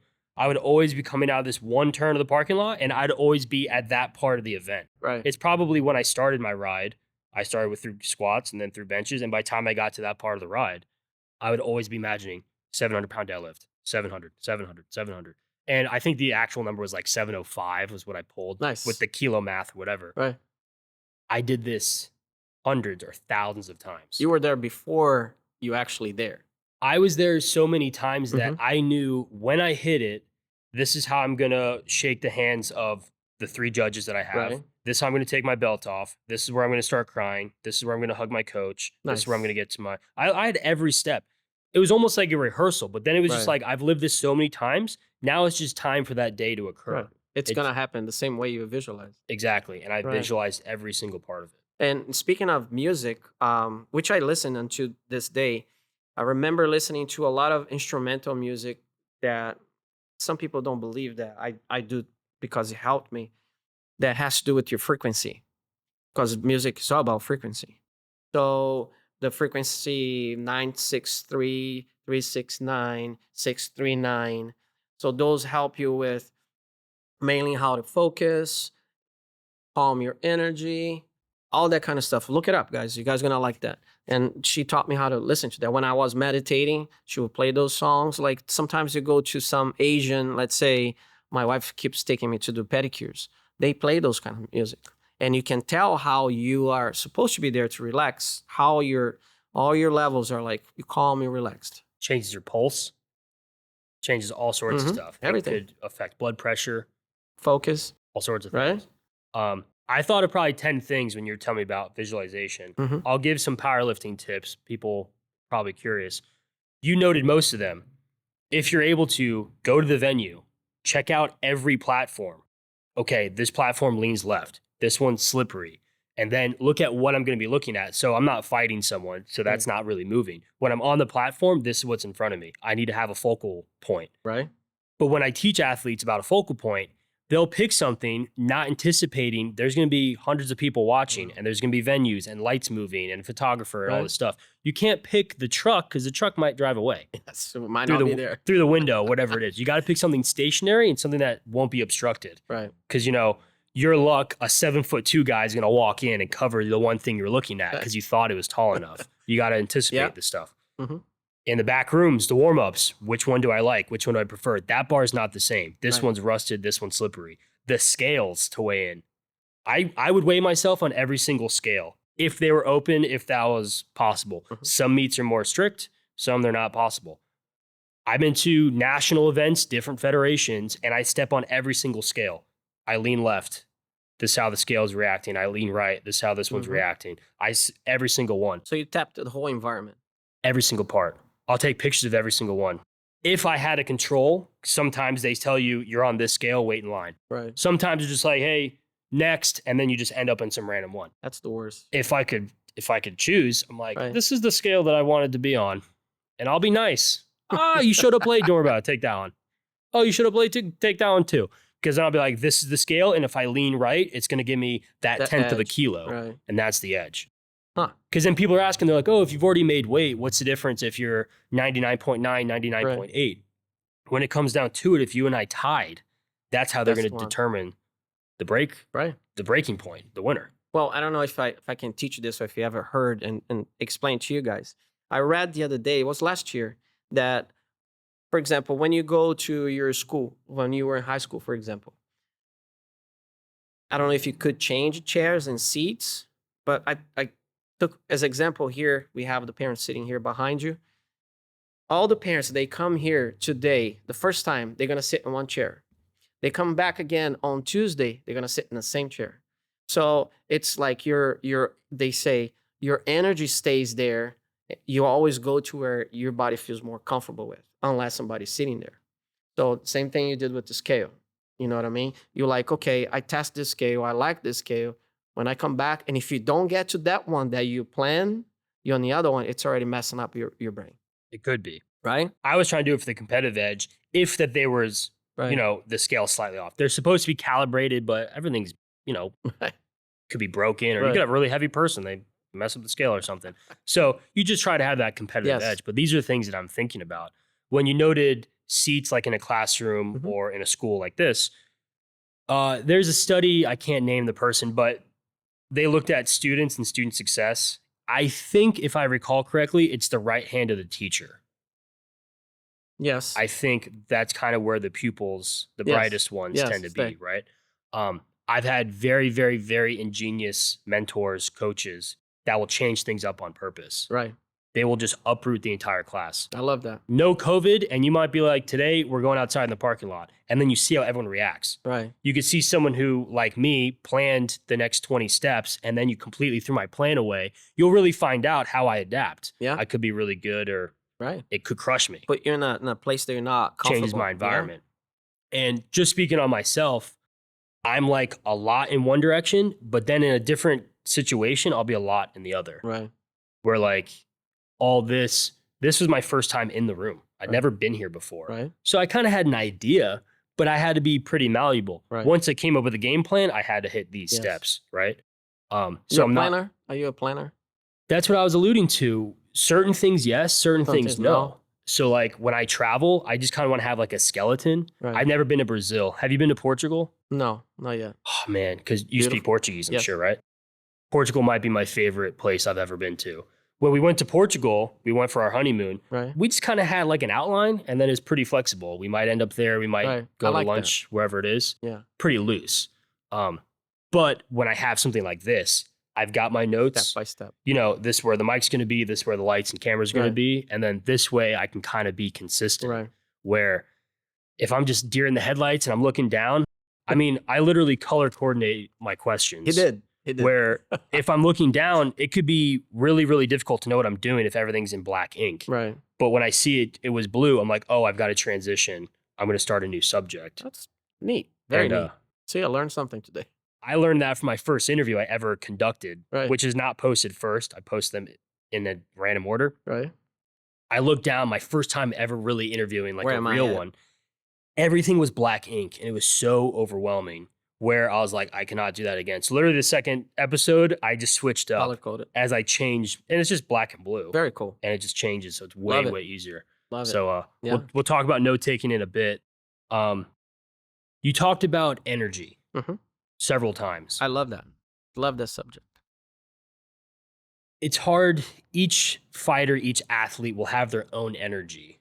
Where you talked about listening to music beforehand. Some Right. need to be hyped up and some need to be kind of brought down. Right. How long does it take for you to gauge that energy? Depends how you are in a day. We're not the same every day. So if I go to a competition and feeling down, not tired, whatever it is, not at my best, yes, I'll put some music that, pump me up. If I feel like too hyped up, too anxious, and I'll try to play something to bring me down. Yes, I'm about the subject of energy. I'm totally for it, man. You've learned to do that for yourself. Yes. How do you help your students when they're fighting in a Well, competition? I remember, I'll give it a good example. This student of mine, she's 27 now, 26, and she was very anxious all the time. Amazing fighter. And she will pull her to her division around the ring, and Cameron, her name. We're like family now. She lives in Charlotte. So she'll be very anxious. Like she will look at the people around her and she'll be like, Mr. Regis, how about that girl? Do you think she can win against me? What about if I fight that one? Cameron, why would you worry about something that hasn't happened yet? She'll calm down and she'll come back again. But what about if I win this one and I get that one? That one is taller than me. You haven't gone through the first yet. Can we go one day at a time? So the most ones that had to work will be the anxious ones. So she didn't listen to music or anything. And I used to tell her, let's go one round at a time, not one fight at a time, one round at a time. And as soon as she would step in the ring, all the anxiety was gone. And the way I'm talking to you, that's how I coach her. Some kids and some athletes and teenagers, I have to shout. With her, was a that's how connected we still that way. We were. I used to talk to her, and it was like I'm playing video game verbally. Kick, move, now, block, this and that. She would respond right on the money. So, that was fun. That was fun. But her anxiety was out of control. It shows the maturity as a coach. Oh yes, To know when to push and pull, Mhm. when to scream, takes time. or when to talk. It takes a lot of time. Yeah. So I was at a baseball game last night. I coach a young baseball player. He'll be playing college soon. Right. And I'm not his coach on the field. I've done that separately years Right. ago, but not in this position. So I would see things, and being a mature coach, I'm like, I can't talk to him right now. It's not the time. It's not the place. It's Right. not my position. It's Right. not my school. I just sit there and I just observed. But I was with a fellow coach who was one of mine back in the day, and we're still close friends. Nice. We're talking about baseball IQ, and people just throw IQ in anything. There's lifter IQ. There's got to be Taekwondo IQ or fighter IQ. Yeah. fighter IQ. It's hard to teach. A lot of it's instinctual. It feels since the whole COVID thing that the whole IQ has plummeted, Mhm. right?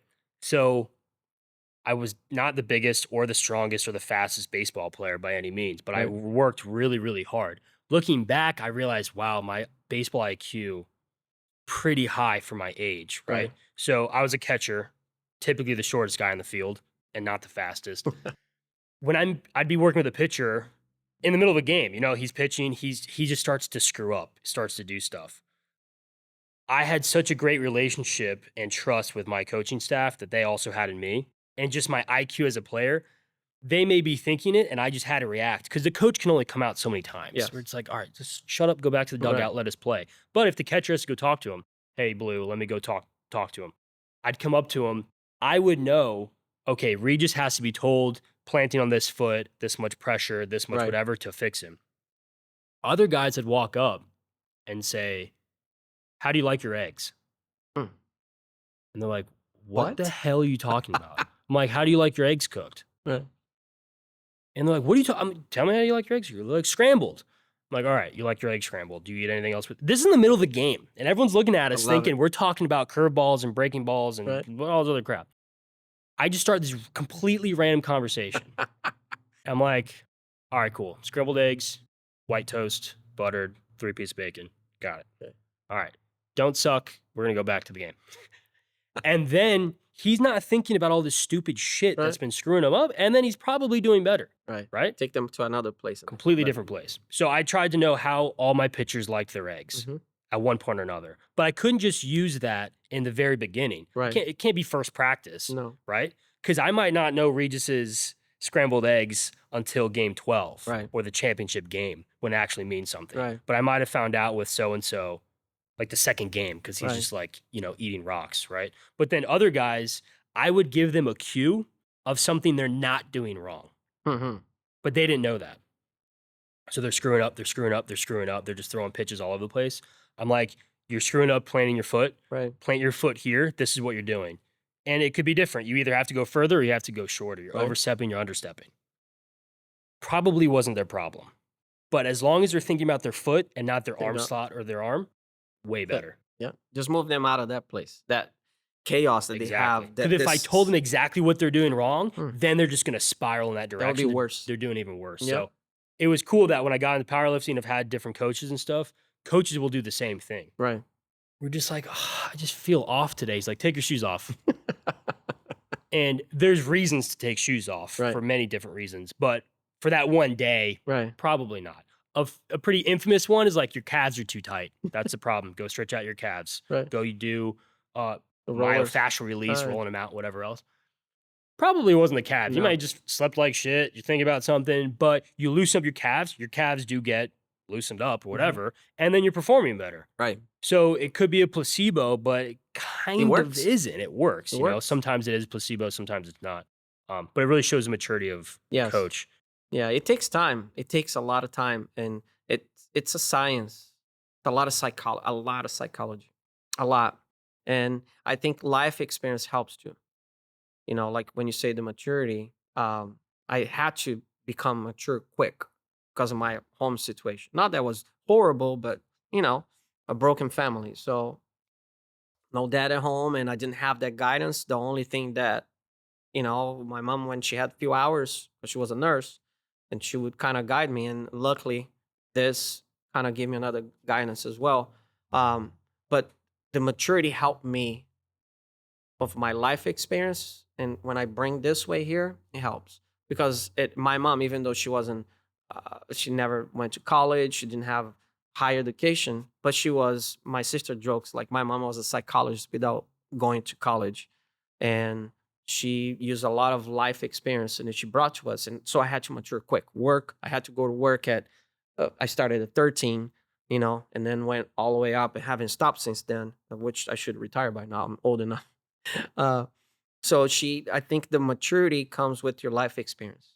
And for coaches, totally psychology. That helps a lot. And I love that because I forgot this, what you just said, that you got to throw them somewhere else because they'll forget that they're messing up.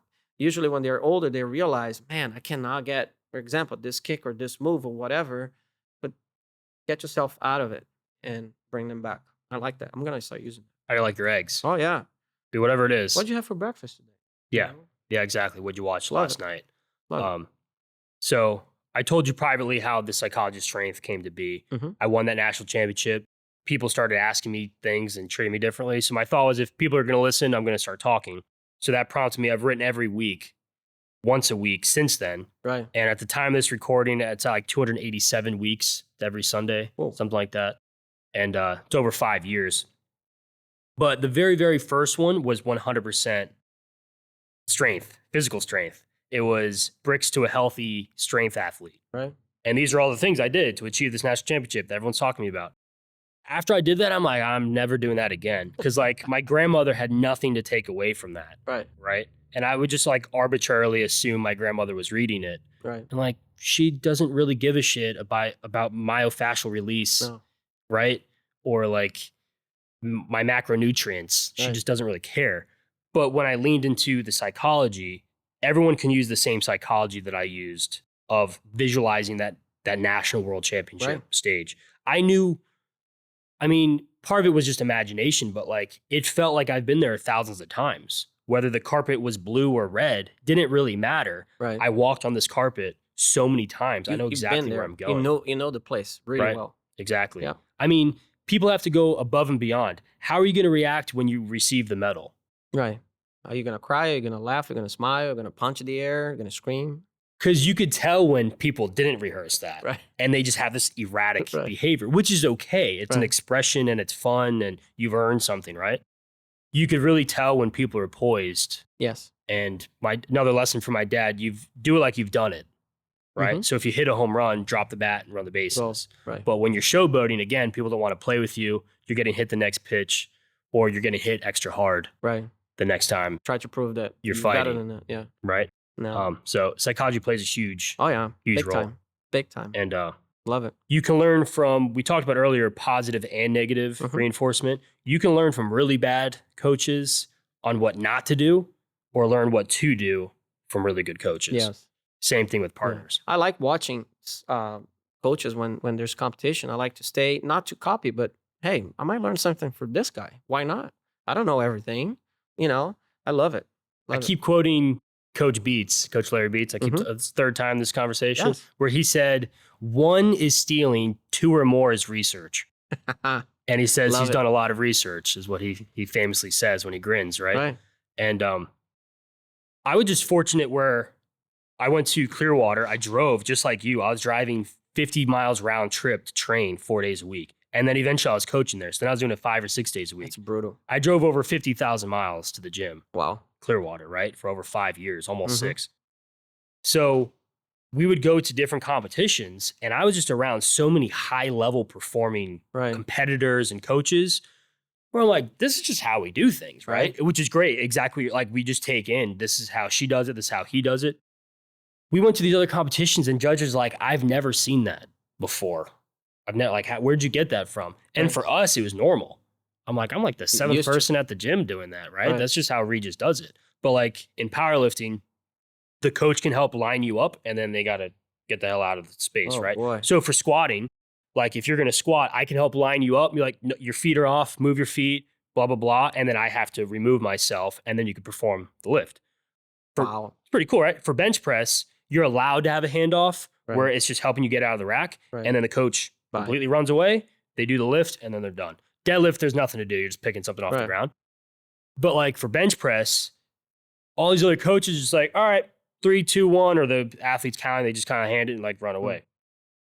My gym, all right, bring your, you know what I mean? Bring your lats, stack your lats, more, Right. bring it in. And we're like hand signaling. You can't touch the athlete because that's part of Right. the rules, but you're literally showing them, no, move, stack, all right, hold. And then we're yelling cues the entire time. Right. And these other judges are like, What is this? how do you do that? Because other coaches just hand it off and just like walk Bye. away. And by the time they turn around, the thing's over No. with.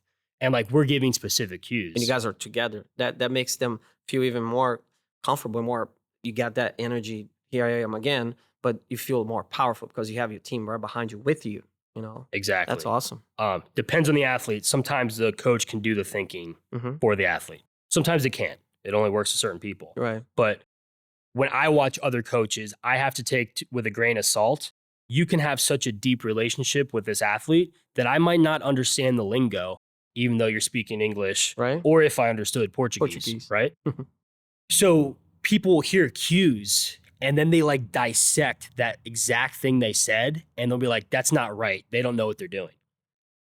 Not necessarily true. If that athlete understands that cue could be belly button and they get it. They Right. understand that. But it doesn't mean just do whatever, Right. with your feet or something stupid. Or it could just be something really dumb, just like Right. completely, you're just yelling colors and you're in code and, Right. you're tapping with Morse code or something. Right. But like, feet are a huge deal in every sport, especially martial arts, especially kicking sports. Yes. You can have a specific cue that could be completely wrong for a different sport or a different kick. But if this athlete gets it, That's why it matters. that's a cue that they need. To get it done. And you just know. We did, there was few parents long time ago, close to 10 years ago, that we started just like I did today, a small team with little kids. So we start playing, my stepdaughter was in the team.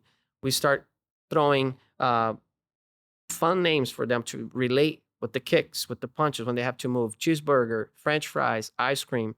And I was like, this is silly. And he started working. And I thought it was the funniest thing ever. I was like, this is a joke, but start growing. And we start doing that in competitions. And it worked. The kids dug it. It was super fun. I like that.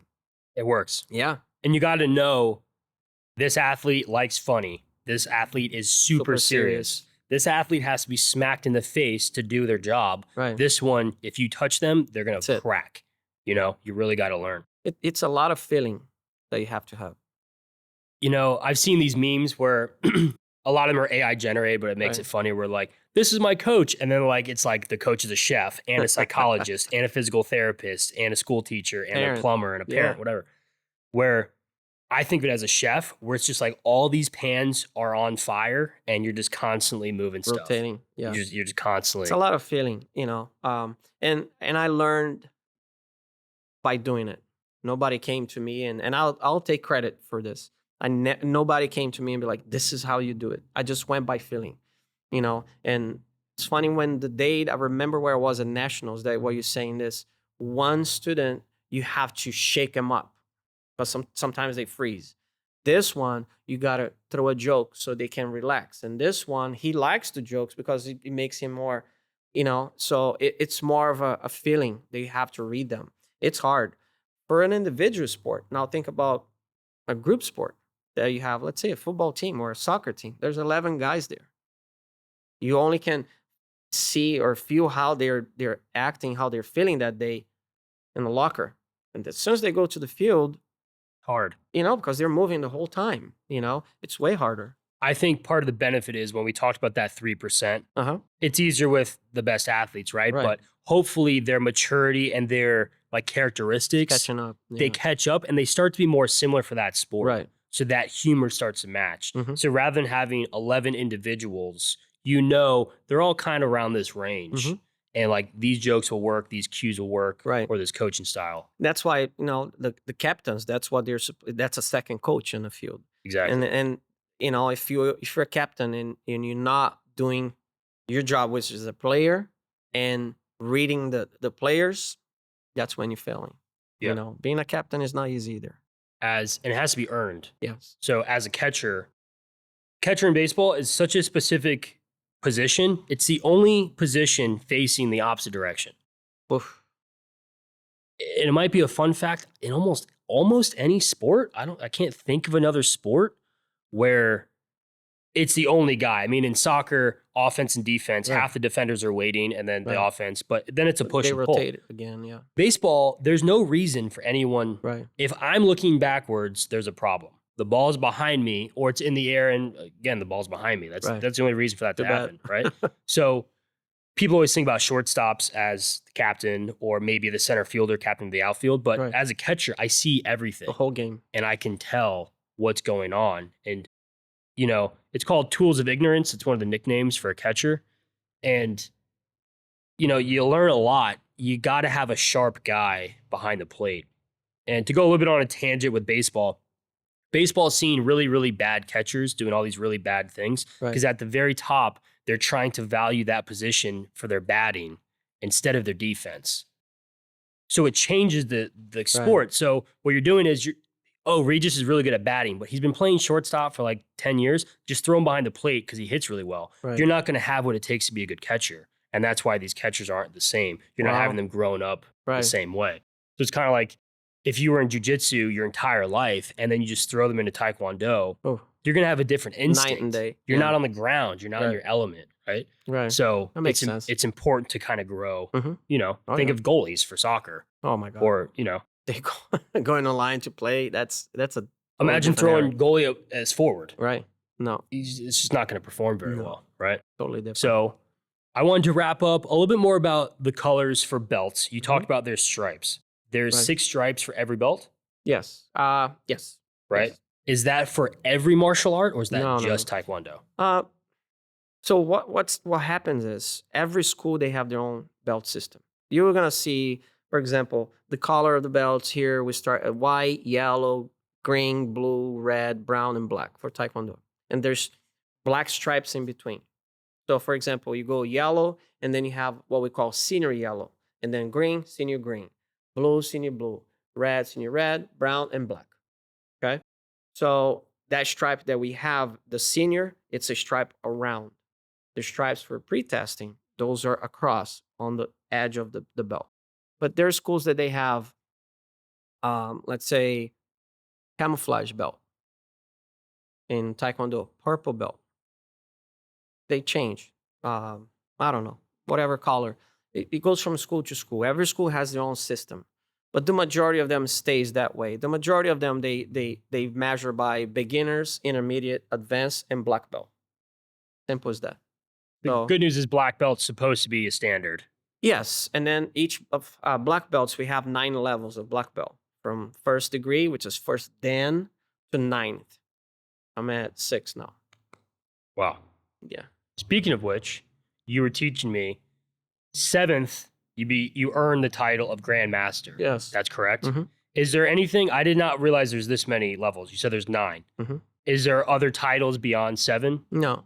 You go Grandmaster, and then there's levels of Grandmastery, right? Up to 9th. That's all. You're Grandmaster, but what degree are you? 9th. That's it. And stop. If you guys see anybody with a 10th in Taekwondo, there's a problem. They just completely made shit up, right? Yeah, it doesn't exist. Yeah. So black belts are infamous for good and bad reasons. If you just put a black belt on me, you'd learn quickly. I don't know what I'm doing. But once you are a 5th or a 6th degree black belt, who is it deeming you're worthy to be the 7th of a Grandmaster? How does that happen? Well, you have to have a Grandmaster. For example, in my situation, I'm a Master 6th degree. Next one, I'll be a Grandmaster.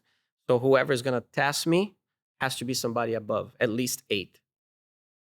You always have to have somebody above. And it has to be so far above that you can't match them. They have to be 2 levels never above catch you. up. Yeah. Never catch up. Unless let's say I'm a 9th degree. I have a student that's coming along, because that's the ceiling, and then he catch up. They can only join you. Yes. But the time from one to the other, as a black belt, it's pretty high. So for example, I have to wait 6 years for me to test for my 7th. And then 7 years from 7th to 8th. And then 8 is so on. So if I sat here and did the math really quickly, not quickly, probably slowly, how long does it typically take to be a 9th degree Grandmaster? Oh boy. We're going to have to do it. We'll do it afterwards. It's definitely a lifetime. Right. But it really shows the dedication and the discipline. Well, do the math. For example, just for example, I've been doing for 37 years. Now I'm a 6th then. I could be higher. Like I said, some tests I pull back. When I moved here, I didn't have a Grandmaster or a Master to test me. So I kind of, in a way, normally I got held back. I could be a little higher. Maybe I could be a 7th already, but that's a good 5 years, 3 years behind. So did you say, is it always 6 or 7 years between testing degrees? Is that what you said? No. So for example, there's 9 from 1st to 2nd. Okay, you got your first black belt, 1st to 2nd. Some schools, they do 1 year. I do 2. From 2nd to 3rd, 3. 3rd, 4th, 4. So it's exponential. Oh yeah. Yeah. So I'm at 37 years. And I like to do this with my students. I never rushed to get the title, the collar, the belt. I was never worried about the collar. And Sounds cheesy, but you see everybody that talks about martial arts, legit people, they say, enjoy the journey. If I'm always worried about the next belt, I forget what's in front of me, the training by itself, what I can learn that's new, that's going to put me in the next place. Same thing with the black belts. You know, people say, well, people think that as soon as you get the black belt, you stop training. That's when you start learning. When I got my black belt and I started doing research on my own, that's how I do my black belt testing. I give them a little packet, and half of it, they have to do a research on their own. They have to create their own self-defense. They have to create their own techniques. They have to, explain to me about why you're doing Taekwondo. What's your goals? 3 years, 5 years, and what are you going to do for those goals? So when you write that on the paper, that just stays, recorded in your brain, and hopefully they follow what they're writing. You know what I mean? Committed to memory. Oh, yes. And the majority quit after because they feel like the black belt, this is it. No, I'm still going. You know what I mean? If your child or you do martial arts, they feel like because they're doing another sport or because they're too busy with college, there's no excuse. And I'm, again, not bragging about myself. I worked full time, I trained, and I went to college. All that in one day. If I could do it in Brazil, you can do it here. You know what I mean? It's just time management. How much do you want? That's all about management. You noted a lot of things. Tell me more about micro and macro goals. So let's say what I do with them, 3 years, short term, I tell them, where you see yourself in 3 years? What are you trying to achieve? The majority of them, they're like in high school. That's the age normally when they get their black belt. They say, I want to finish my high school with good grades, a high GPA. I want to go to college. I want to get my driver license. I have, I'm learning how to this and that. Some would say, I want to find a job. That's the majority of them. The 5 years, they say, I want to be finished with college, have my own place. So I just want them to see that there's a lot more than what they see right now in front of them. You know what I mean? And I backtrack when I ask them, what are you doing to achieve this in 3 years? Well, you have to dissect it. You have to break it down. Break it down, and you knock one by one. Make a list. I tell them, make 2 copies of this where you give it to me. Put it somewhere you can see it. That old thing that you got to see it so you can achieve it. The visualization. So, Huge. yeah, big time. How many times do you have a student that's doing that on their own before you bring it up? Is that common? Like what? Where they're already doing these goals, already writing things down? The majority of them do on their own, yeah. All right, good. And some of them, they still here, let's say, as a black belt, and they're doing, which I have one, for example, Stefan. And he's doing it. He said, I remember him being a blue belt, 12 years old. He's 18 now. He just tested for his second this past weekend. He says, when I get older, I want to become a master just like you. And every test that he shows up, and while he's driving, he drives his parents here, drive back. I tell them, I like that you're following up what you wrote. You didn't write for me. You wrote for yourself to make sure you stick with it. And he does that. And I like to remind him, hey, I like what you're doing now. You're getting in college, blah, blah, blah. It's nice when they feel like they're achieving what they wrote. They're not just, it's a fill-in. Let me write this for Regis. And writing it down keeps you accountable. Oh, yes, that's true. Because you see it, right? And just like writing these notes down, they're not running away from me. I can't turn it off, right? Where it's there. Right. And it's pretty permanent. So hopefully they do it with a pen. So it's a reminder that this is what you thought of at that time. Goals can change, right? But it's important that you see it and you remember it as well. Well, and I was reading about that one day, and they say if you type, yes, it's engraved there. But when you write, that's your hand. That's your touch, plus your brain. So it stays with you a lot longer. I'll have more questions for you about writing in a little bit. Something I mentioned in a couple other interviews, some of them have aired, some haven't aired yet that I've discussed this. Okay. I read a book. I stumbled upon it by absolute accident. It's called, oh man, now I'm putting myself on the spot. It's called Thought Revolution. I believe the subtitle is Unlocking Your Inner Brain. But it's called Thought Revolution. It's written by William Donius. He goes by Bill sometimes. This guy, I'll tell you a short story. He was a successful banker in St. Louis. He worked his way up the corporate ladder where he was the head of this bank, making all this money and making the bank money and whatever. On paper, he was like the best dude ever. He's just so successful. He's so, done this, done that, accolades.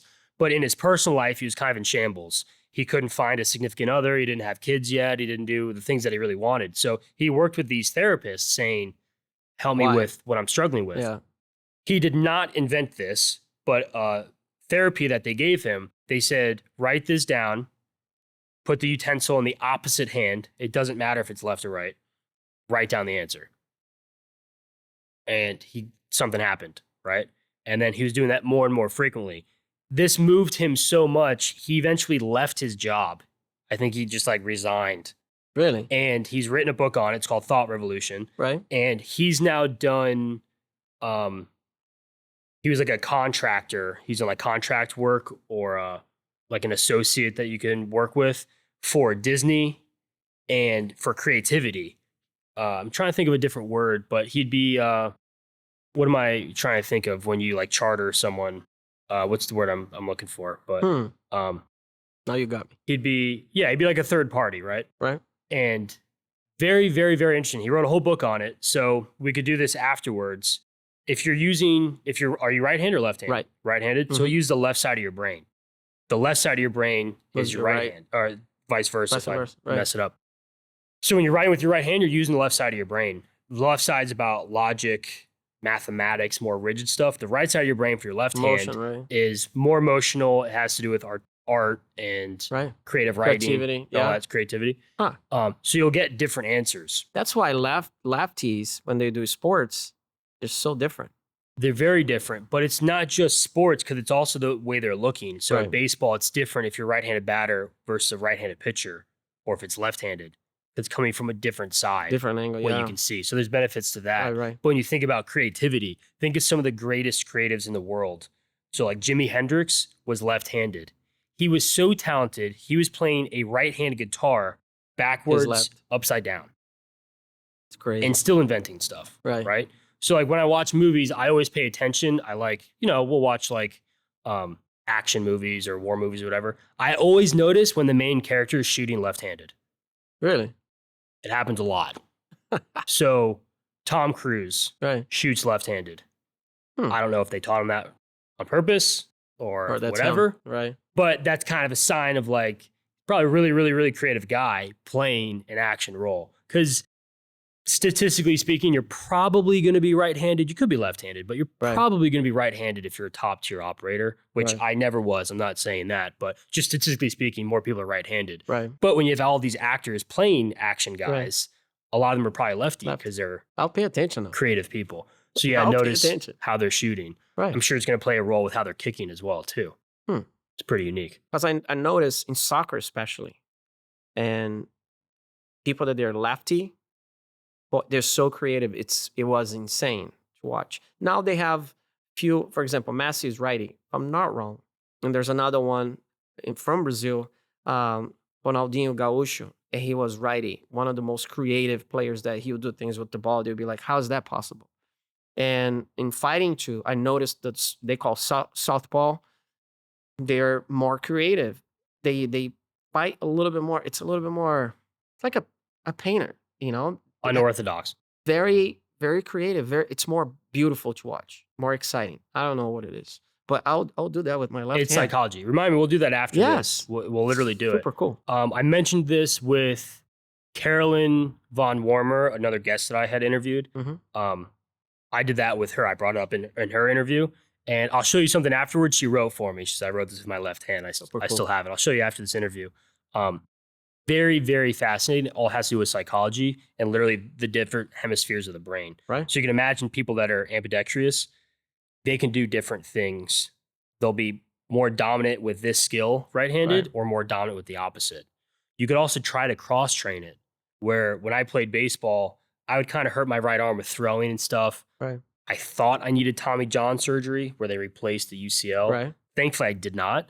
But because of that, I had to start walking my dog with my left hand because it just hurt my right. Right. I started to get better with my left hand. when my dad was in middle or high school, he broke his arm. He had to start doing stuff with his left hand because the other one was broken. And it starts to change your brain chemistry, right? Interesting. After off air, I've got other people to tell you about. I've interviewed other guests that have not come out yet. Maybe by time yours comes out, but I'm sitting on an episode. I interviewed a world champion boxer waiting for the next world title fight. And I'll be posting it before that to help give them more, more attention, right? Phenomenal conversation. I'll introduce you to them. Please. And I'll let part of the cat out of the bag. She is very, very talented and has several world titles to her name. And we really talk about the psychology of training and what it takes to get to that level, right? Nice. Very interesting. I like that. I'll introduce High you. level. Yeah. So how much did your experience in Taekwondo bleed over to Jiu-Jitsu?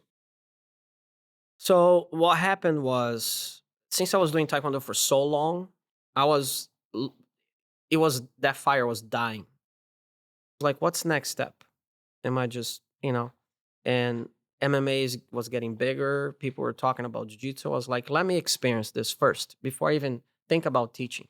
Because for me to teach would take a long time. And I took the first class. I absolutely hated it. Got smashed, bruises. And I was like, man, what is this? Because I didn't know what I was doing. Went back again. I was like, I must love to get, my ass kicked. And kept going back. The first school I went was in Clearwater. It was an hour and 15 minutes just to get there and then come back. It's too far. And then I found this one the school that I train now, 40 minutes in a good day. And then I went there and then things start getting better. But that was a lie. Like I said to you, I started learning the skills. Things were getting better. But when I felt like it was really much better, and then I started getting smashed again. But going back to your question, I needed something else. And now I'm still doing both. It's good because I have assistant instructors here, I have there. So I kind of bounce back and forth. So I get the best of both worlds. It takes 15 yards. Go there, come back here. So I always, enjoying both. I love both arts. But yeah, I was just, I needed something else. And this Jiu-Jitsu is helping me there and vice versa. You know what I mean? There's an assumption that once you're black belt in one, there's an assumption you're going to pick up black belts more easily. However, if you have this one pattern that's so ingrained in you and it's different for another sport, it could actually hold you back. It could be a hindrance. Did you have that experience? No. Physically at the beginning, yes, because it was used totally. This is a lot of, like you said, push and pull. There's a lot of speed. Physically, yes, I struggled at the beginning because I was like, I couldn't understand. But my instructor, Marcia, said this to me. I remember when I got my blue belt, and I said, I would like to teach the beginners. He's like, if you want, you can. I never done that before, but you're already a teacher. You understand the class dynamics. You understand how things work. That'll be easier for you. But I had a hard time with physicality. Yes. Physically, yes. That was hard. But the rest was not. Yeah. Because the psychology was still there. Still needed. Yeah. Did you ever consider a sport like boxing that's like pretty different from Jiu-Jitsu and Taekwondo? I did, but I don't like getting punched in the face. This Botox I get in Brazil done, I don't want to destroy. Takes a special person to get punched in the face, right? No. We keep saying that. It's just not for me, man. Yeah. No. Tell me, you do get hit in the head, unfortunately, with Taekwondo, and I'm sure Jiu-Jitsu getting tossed around, right? Talk to me about headgear and what you guys do about being cognizant of your brain. Well, let me go back to boxing. I don't want any boxers here to think that I don't like. I think it's a beautiful art. Sure. But not for me to be punched in the face. Well, regarding, you said equipment? Sure, I know in Taekwondo you wear headgear, right? Right. Getting kicked in the head. Right. I would assume you're going to get kicked harder than a punch. Yes. Is my thought. So it's funny to avoid getting punched in the face to get kicked in the head, right? It contradicts itself. But just put this way, just see here too, let's say Mike Tyson and whoever fighting, how many punches they throw in their heads throughout 12, let's say do 3 rounds. Probably That's a all lot. they do. Yeah. 95% is to the head, few body shots.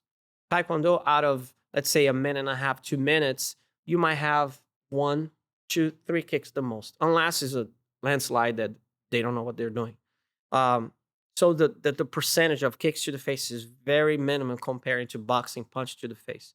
Yes, it's a lot harder. Yes, that there's knockout. Yes, absolutely. Not for the kids, because how hard can a kid 6 years old can kick the other?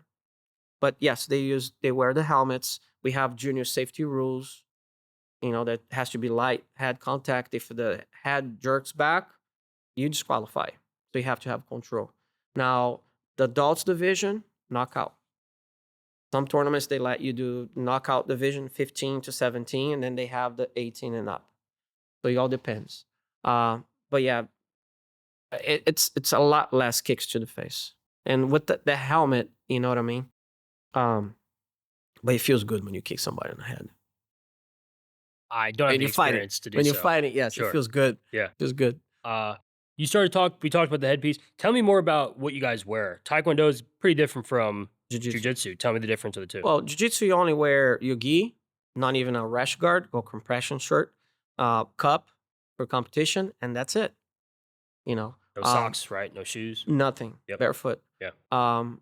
Taekwondo, like I said, you have the helmet, mouthpiece, chest protector, arm pads, leg pads, and a cup. And mandatory. The gloves. Above that is also a gi? Yeah, we call dobak. I was trying to remember. I Yeah. figured it'd be different because, again, different cultures, right? Right. Brazil, you say dobo. Here, you say dobak. Gotcha.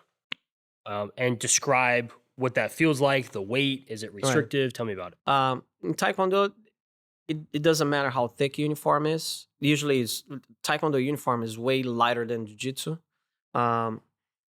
Jiu-Jitsu, there are so many gis that they're thicker and some are very light. For example, a competition that I love going because they're one of the biggest ones in the US and in the world, IBJJF for Jiu-Jitsu. They don't play around with weights. So you have to weight with your gi on. They have the limit of how much your gi can weigh. Because if it's too thin, there's a risk of ripping. So they have these gis they're authorized to wear. I got disqualified in a competition by 0.2 pounds. I was over the weight. I tried to go to the bathroom. I tried everything in the books. And they disqualify you. In Taekwondo, they give you 2 or 3 chances. To reweigh in? How much time do you have? So, for example, the Taekwondo, you go to a tournament, a nationals. You go there to check in first. You weigh in at check-in and you fight the next day. 24 hours? Jiu-Jitsu, approximately. Right there. They call you, Tom. Yes, sir. Come over here. They check your gi because you have to have certain amount of space here. It cannot be short. It cannot be too long. They put a little measurement here, like a little stick. They measure the back, the length of your pants. It can be all ripped. Your belt has to be nice, which I like that. That's the discipline. Your patches cannot be all messed up because there's the danger too. You can get caught, your fingers, your hands. And then they say, step on the scale, and you step on the scale and they look at you, look at the scale, you're good. But with me it was, I was like, can I? Nope, you only have 1 chance. Which made me learn. Next time I had to be on weight. And they have test scales around. And usually if you feel like you kind of, go run a little bit, go on the scale, and then you're ready to go. Tough. Yes, that's the way it should be. MMA for me should be that way. Those guys lose, 20 pounds the day before. Hopefully never, ever happen anything to anybody. But the amount of how much they get dehydrated, it's insane. Some of them, they fall on stage checking their weight. They should be done, I would say, half hour before you fight. They have the lockers, put the lockers there, and you're going to fight in your normal weight. Not this, you see guys that they're like 180 pounds, they walk around 180, and they're going to compete at 145, 135. That's insane. The amount of dehydration they do they take on their brain, it's so unhealthy. So, a bit to talk about. Mm-hmm. Talking about weight sports where you have to weigh in, right? Mm-hmm. Body weight sports. It's really important to remember which sport we're talking about. So powerlifting is pretty different, but there's a lot of correlations I'm going to touch on. Right. So for fighting, Man, the brain gets so dehydrated. I don't have the numbers or stats on it, so I'm not going to make anything up, but it's not going to bounce back in the amount of time from weigh into fighting. Oh. It's just not. Then you're going to be punching it and it's going to be bouncing around in your noggin, right? Because when you get hit in the head, you know this, there's two impacts, the thing hitting your head and then your brain hits hitting the the skull. skull on the inside. Neither one is good, Mhm. right? Powerlifting, when there's 24-hour weigh-ins, which there is similar to boxing, or I think you said Taekwondo too, Right. 24 hours. 24 hours. The benefit is if people are doing these weight cuts, they have 24 hours to recover. Recover. And the sport's different. There's no offense or defense. Right. So you are putting strain on your kidneys, the rest of your body, your brain as well. But squat, bench, deadlift, these three movements, you get 9 attempts. There's nothing really else curveball Right. thrown at you. Very different when Nate Diaz is trying to kill me, right? Very different. Slap I the can't heck predict out it. of you. Isn't he left-handed? Yes. And he's a pretty creative fighter Yes. too, right? Oh. So a lot of correlations. Wild. So for powerlifting, there are some feds that have 2-hour weigh-ins. I think they do that for the Olympics. I know there's Taekwondo in the Olympics. Right. 2 hours, I think, is what they shoot Mhm. for. For that, there's pros and cons. You're forcing people to just try to walk in and actually weigh your truest weight. Right.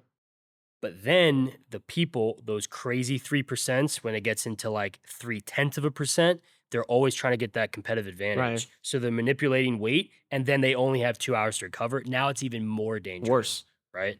So I know the UFC has implemented certain rules. I know there's WADA, the World Anti-Doping Association. There's different whatevers. Right. I know the UFC, they banned IVs. Right. You can't do that anymore. Powerlifting has not for the vast majority. I'm not aware of any. So I've used IVs because if you're able to, why would you not? Why not do it? But I found you got to be within reason. Right. I personally know people that have dropped 30 pounds It's insane. to compete. It is unbelievable. And then you deplete it.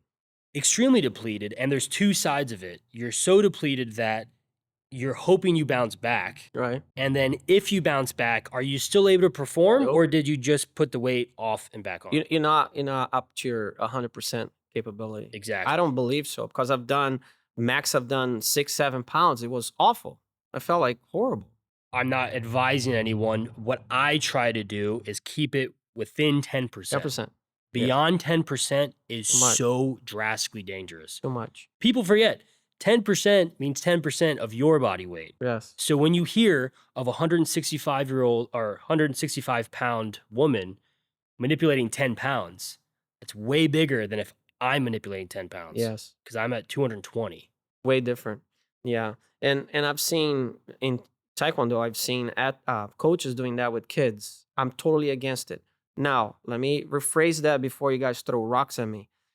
I say for the kids, let's say they're going to a competition, nationals, very important. You compete the whole year for that moment.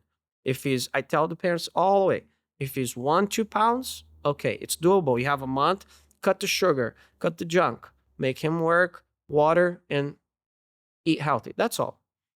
Now, if the kid at 10 years old needs to lose 8 pounds to drop a division, no, I am. Well, he's gonna lose. I'd rather him lose a fight than get sick. And that can be a long-term damage. Like those guys from UFC, hopefully nothing happens. But they say long-term, that's gonna affect a lot of them. A lot of things. And combat sports, which martial arts I'll include. I know it's different from MMA, but there's so many variables. Are you having lasting effects from kidneys? Is it kidneys from dehydration? Is it kidneys from getting kicked? Right. Is it kidneys from getting choked out? Is it choked out causing brain problems So with much. hypoxia and all this other stuff? A lot of variables to take into account. Rhabdomyosis, are you familiar? No. I'm not going to give you every medical part of it, but ultimately it's when you're so dehydrated, your kidneys are not working well enough, where because it's not cleaning the blood starts to become toxic. So you can die. Yes.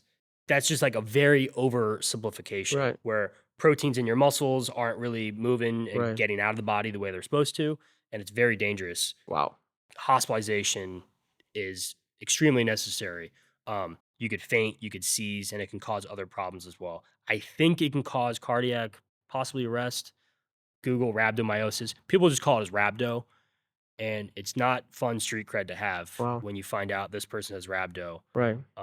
I'm curious if there's studies in the future, if you've reached that point before, are you more prone to potentially slipping into it? I don't know the answer to that, Yeah. but rhabdomyolysis is extremely scary. Yeah, just I think if you can just cut the extra weight, the junk, Yeah. I think it's and I've done a lot of weight cut jiu-jitsu. I did some, and I remember the biggest one I did, and I went to compete. I was so depleted in 30 seconds. The guy took me down, and I was like, I had no strength. I was like, what happened? Yeah. You know, I lost all. If it's a gradual thing with the long term, if you have months to drop, let's say you want to drop 15, 20 pounds, you have months to prepare and you do it in a healthy way, yes. But when you do overnight, no, It's a lot. no. Pound and a half a week is a healthy amount. Right, Unless you're like morbidly obese, but if you're doing that, right. you're probably not competing in a No. physical sport. Because then in powerlifting, people will find it a success. I made weight. Yeah. And they have 24 hours of freedom. Right. Then they go to a buffet and they just eat crazy or 6 pizzas. You didn't achieve anything by making weight. Right. That just allowed you to perform. You only have an invitation to get in. Exactly. It's an invitation, pass. right? You have a pass. You didn't get rejected Right. because you missed weight. The highest levels, if you miss weight, you don't Goodbye. compete. Yeah. Goodbye. Good. Yeah. It has to be like that. You got to hold a standard. Yeah. I the weight cut, maybe I'm wrong, but that's my personal opinion. Well, it's very different with kids. So Yes. in powerlifting, there's no age limit and there's no age minimum. So it's really cool. Very less common. Right. The youngest I've seen compete is 8, maybe 9 for powerlifting. And it's really cool. As long as they're training with correct amount of weight and correct form, they could definitely do it. So speaking of that, I'm going to ask a question since you're very knowledgeable. I heard that kids up to, I don't know if it's 13, they should not be lifting heavy weight because it delays their growth. They Is talk that about true? growth plates and everything else. Take it with a grain of salt, what I'm going to be saying. It has to do with correct amount of weight, correct amount of form. Mm-hmm. If they're doing both, they'll be okay. Okay. But Do they have a limit of weight that they can lift or no? you got to see. So you have to have a trained eye Mhm. where, again, parents will get excited. They're like, oh, this kid's killing Oh. ass. Give him another 10 pounds, another 10 pounds. Mm. But then you have to be smart enough to see his form starting to break down. You shut it Stop. down. You got to completely stop. And when I Right. talk about kids starting to work out, it could be as simple as a broomstick. Right. Very, very light, where to you and I are like, this is nothing. Right. But, a broomstick to a 3-year-old is significant. You gotta consider and Right. like look at their range of motion, everything else. Their form. And also, if they're doing the form great, you don't have to keep increasing the weight. Right. Let's just have them do more reps. Right. You got to take it with a grain of salt. I mean, they're just small humans. It's Right. not. People look at babies as like a different species. It's just a really small, Small person. That's all it is, right? It gets easier and then you put weight on. They're pretty durable. Right. So like, I've had kids 7, 8, 9 years old. Some progress pretty fast and some don't. But you Right. got to pay attention. This is too much weight and the form is not there. So you Right. got to teach the form first and the weight will come. Yes. Definitely. I've seen 15, 16-year-olds that are just shredded. They look like bodybuilders, Really? right? Part of it's genetics, part of it's work ethic, and they just learned really, really quick. Right. They're an athlete and they just picked up weights easily. Right. Most 16, 17, 18-year-olds, you could tell they work out, Right. but it's like the baby fat will come off. Right. We'll keep it realistic. Hormones are through the roof. Exactly. That'll help. Could you mess up growth plates and stuff? You most certainly can. But the odds of that happening, probably had bad form, you probably had too much weight, combination of the both, or some crazy accident where it was going well and then you sneezed and then you did some crazy movement. That's So dangerous. kind of a complex answer. Right. Just like jujitsu, I'm sure you could teach a 4-year-old jujitsu. You have to be very gentle. Their Right. joints are very malleable. Oh, this kid's really bendy. Well, yeah, if you keep bending it, it's not gonna be bendy. It's gonna be crunchy. Right. So you got to be really smart. We take a lot of cautious with that. Exactly. A lot. Same thing Lot with of- lifting. Yeah. Well, any combat sport, any contact sport, oh my gosh, weightlifting, I can't imagine training a kid. Start basic. So you did not ask, but if a kid were to walk in, you pick the age of the kid, and I'll tell you what I would do with them. 10. So a 10-year-old kid would come in. They say, I want to start working out. Great. I would ask them, have you done this before? Yes, no. Let's say no, right? Let's hopefully please say no. Like, all right, cool. Do you play any sports? Yay, nay, maybe not, whatever. All right, that's cool. What do you want to pursue? What are your goals? Why are we here? Right. I want to find out why they're there. Right. They're like, I want to work out because I want to look like Goku. 'cause I love Dragon Ball Z, which is a valid answer. Yeah. All right, cool. So we're looking more for appearance, but you know you're going to get stronger, whatever else. Right. I want to play football. Okay, you have a specific You need. should get stronger. I want to be a power lifter. All right, that's a very specific demand. Right. So most 10-year-olds have no idea, right? Right. Let's just I say don't know. Goku, right? Like, all right, super basic. Do you mind taking your shoes off?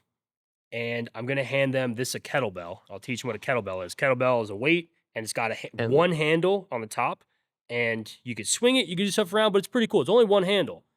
Hold this kettlebell, hold it like this, and keep it super simple. Just hold it and sit into a squat for me. Or depending where they're at, they might not even have. And when I say kettlebell, it's like 5 pounds. It could be a Right. shoe. It could be very, very light. Before that, I might not even have them hold something. Right. But when they hold something, it's that placebo effect. I could literally, I've had the shoe. I've had them take off their shoe and hold their shoe. It's really, really light. But because they're thinking about the shoe, they're not focused about the weight or anything else. Right. So when I say kettlebell, I'm not talking about 50 15 kilo. kilos. Yeah, something crazy. And I just see how they move, Right. right? Because when they don't have something in their hands, they're That's kind of different. wobbly and they're not Yeah. paying attention. But if you give them a task, it actually shows them, Hmm.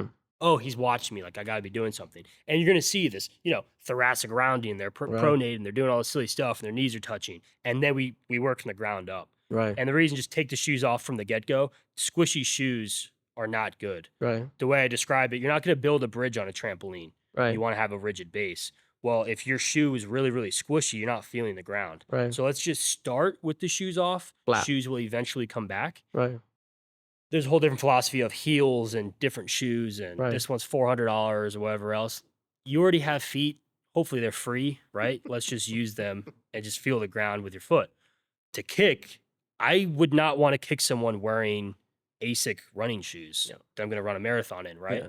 Because you're going to have heel flexion. We talk about dorsiflexion. You're going to have all these problems, and you're Right. going to break your own leg before you even land the Easily. kick Yeah. because you're not grounded or Right. rooted in all these different terms. Right. Right. So that's where I would start. Okay. Super basic and just see where they move. And then and go then- from there. Exactly. They might Nice. not touch a barbell for years.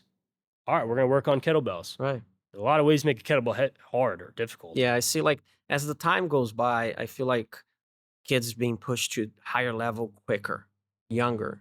Like soccer, man. You see soccer. I watch soccer a lot.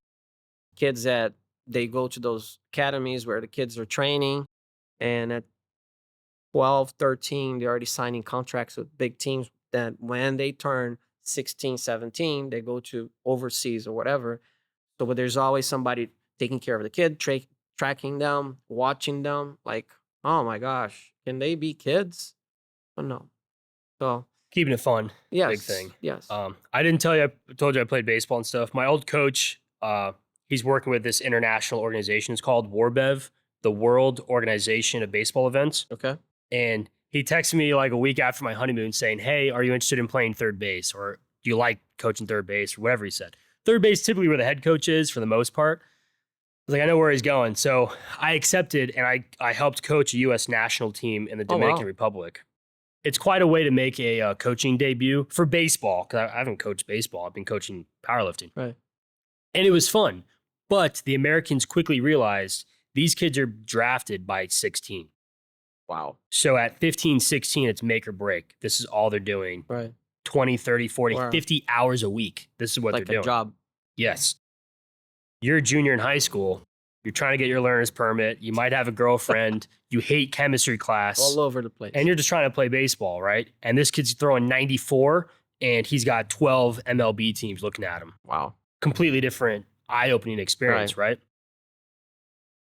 Pros and cons in the U.S., you got to be 18 to draft for baseball. Internationally, I think it's 16. 16, I think. 15 in some places, but they're signing these weird contracts at 13. It's like this weird commitment that when I'm 16, then I'm doing I'm this. playing it, yeah. So it's like these weird loopholes. Yeah. It's crazy. You get parents involved and, just, I don't know. It takes their youth. Yeah.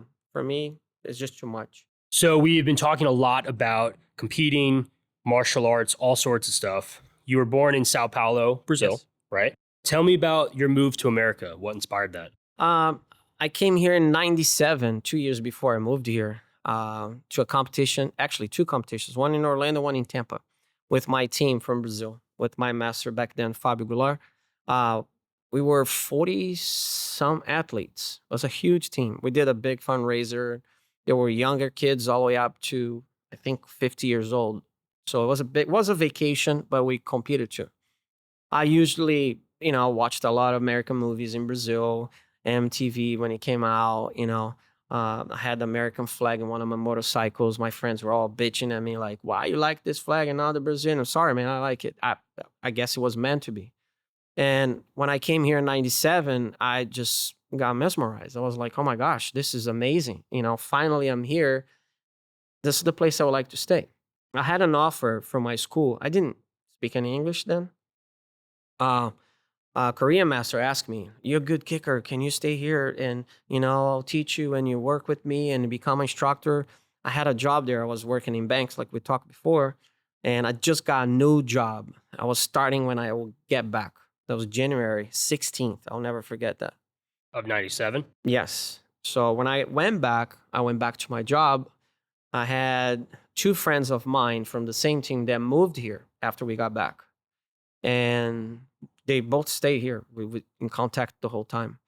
And I kept talking to them. And one of them I said, what's life about there? How is in there? I would love to go. I'm really unhappy here. Don't like my job, this and that. And he's like, dude, if you want, move here. I'll help you out. And the rest is all history. Had to learn the language, didn't know anything. That was a big obstacle.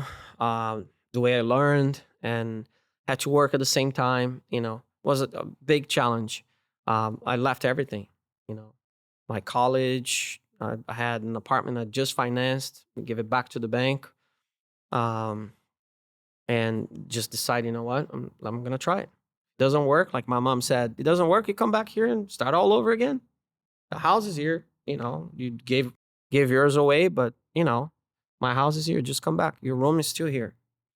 And I tried to go back, man, a couple of times. I think I was here for like a year and a half. I was like, this is just too hard. And, I'm doing these jobs that, I didn't do in Brazil. And she's like, Regis, you got to understand, you were born there now at 25. You have to build your life. But if you want to come back, I'm not going to say don't. You choose. It's how wise she was. She didn't say, come back. Most will be like, what, get out of there. You don't need to be cleaning floors. You don't need to be cleaning swimming pools. You don't need to be bussing tables. Come back here and go back to your normal life so you can be dressed up and go to the bank, but you're going to hate your job. So you choose. And I said, well, I'll stay. And it is 27 years after in August, Very wise. Very wise. Dude, she'll run laps around us. Yeah. So it sounded like you said more than once you considered going back to Brazil. Oh yeah, to move. Yeah, back. when I had those moments, your mind just played trips on you. Like I don't need to be doing this job. I almost finished my college degree. I have my associates. I was working this and that, and your ego start talking to you. And then you're just like, wait a second. There's a reason why I left there. I'm not gonna. That's what my mom said. I remember that she said, "Are you coming back?" And coming back worse than you left, it's up to you. And then your ego plays with you again. Oh no, if you go back there broke, people will be like, oh, you left here. Now it didn't work out. It's just, you're like in that limbo. And finally I was like, you know what? I'm going to stay as long as I can. And never went back. Tell me more about ego. I think, back then I had, when you're younger, and I think up to 30 some years old, close to 40, it was playing hard with me. Now, as you get older, it's just like the little demon, I feel like, on your shoulder there. Just you cannot show your weakness. You cannot open. I'm very, sometimes I feel like I talk too much when I'm not supposed to tell stuff, plans, and your ego tells you, don't tell people, don't do this and don't do that. Sometimes, yes, it's a wise situation.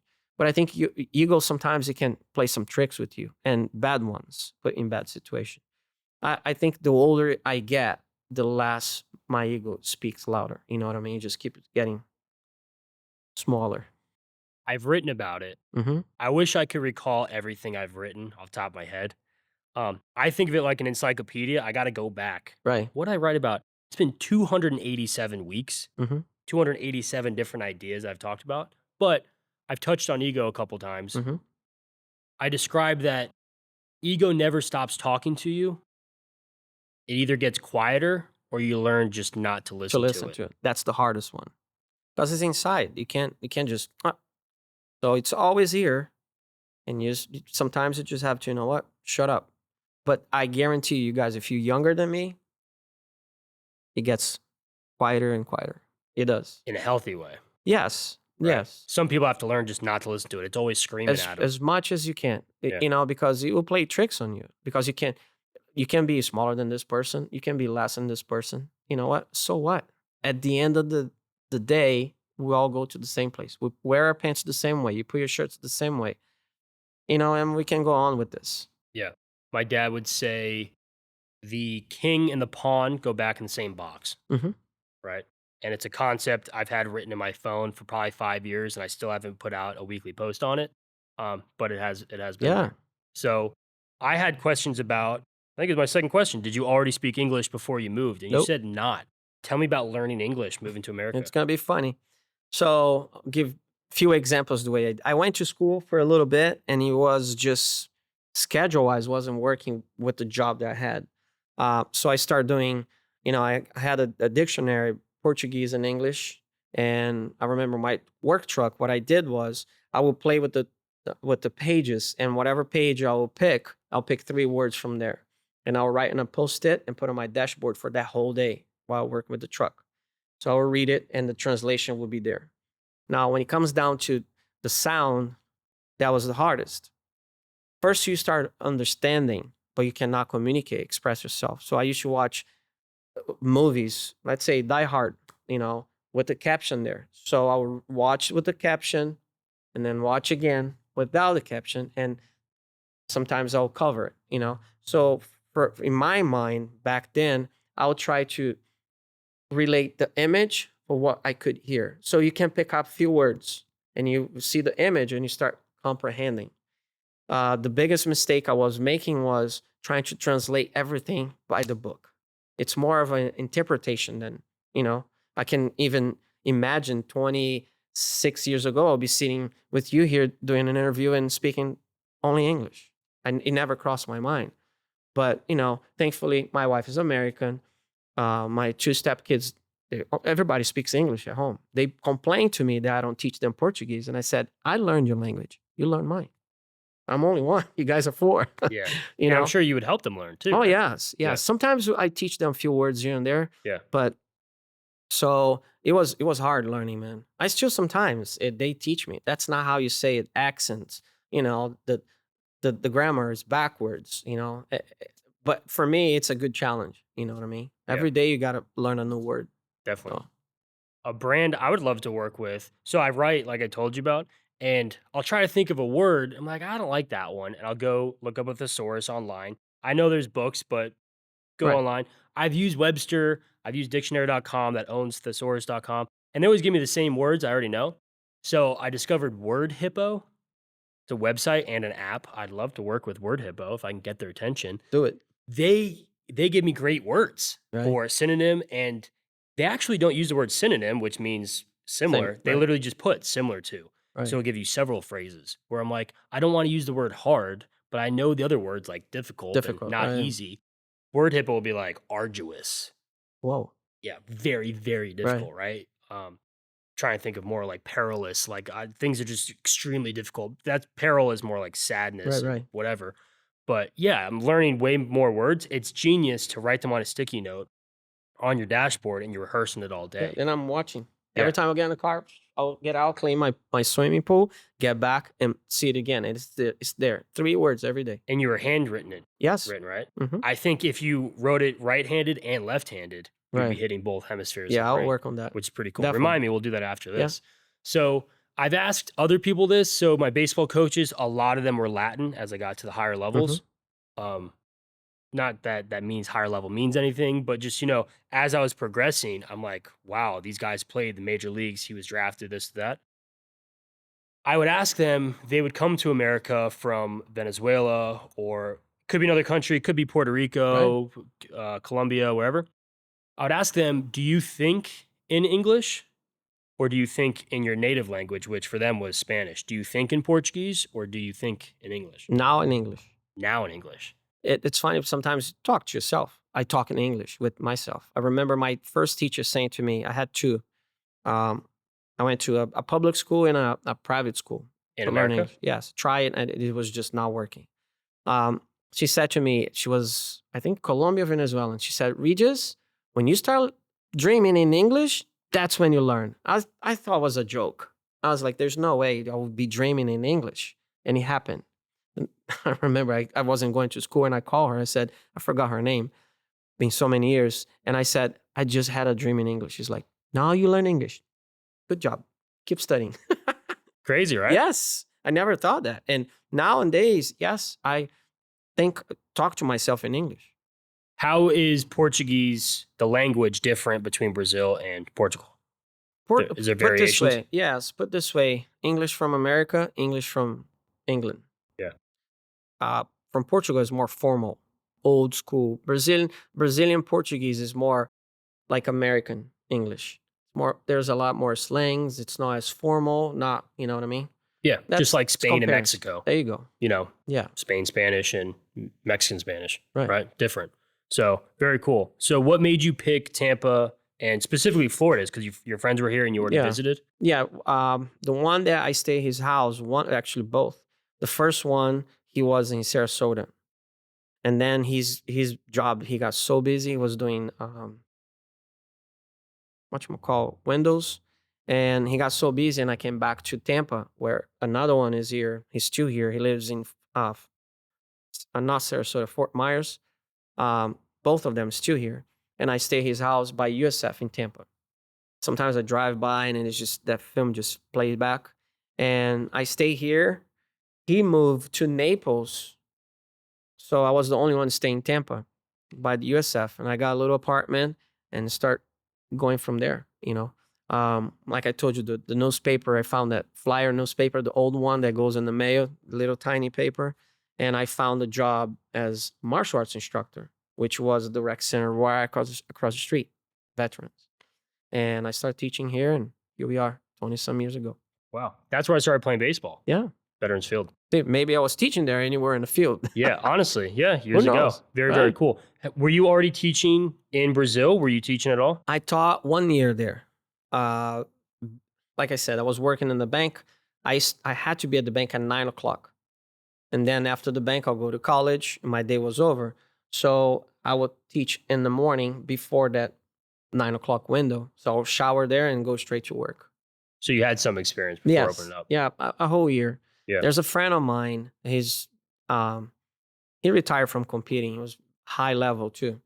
And he has a school in Brazil. And sometimes he would travel internationally. He would say, hey, can you cover for me?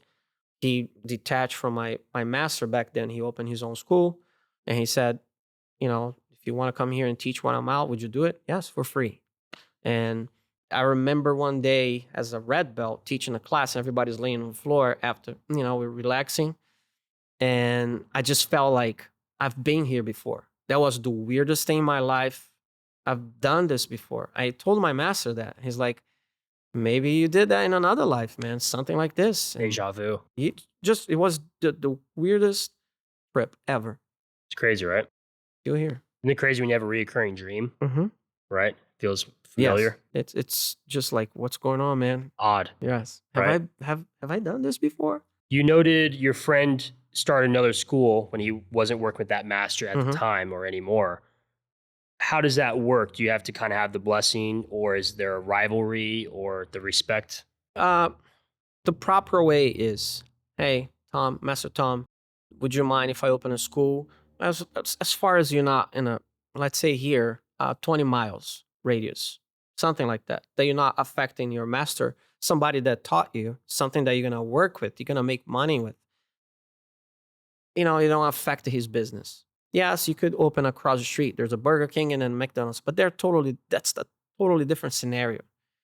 Yes, they'll be nice if you say that. They'll be proper, and you still have a good relationship. That doesn't mean because you're going to go on your own, open your school, you're just going to turn your back to somebody that, you know, helped you out. So that's the proper way. But unfortunately, and it happened to me, not that somebody was a student that came with me. There was a gentleman that came here and then tried to do that, and it didn't work for him or whatever. I just, my instructor, Marcel, had that happen to him. You see all the time, I feel like I see life sometimes as a pizza. Sometimes my analogy is a little crazy, but there's a pie for everybody. There's a slice for everybody. If there's so many places you leaving my school to open across the street, so we can battle business-wise, instead we could work together, be like an association. For example, Tom, yes, do you want to keep my name? Yes, let's work a deal.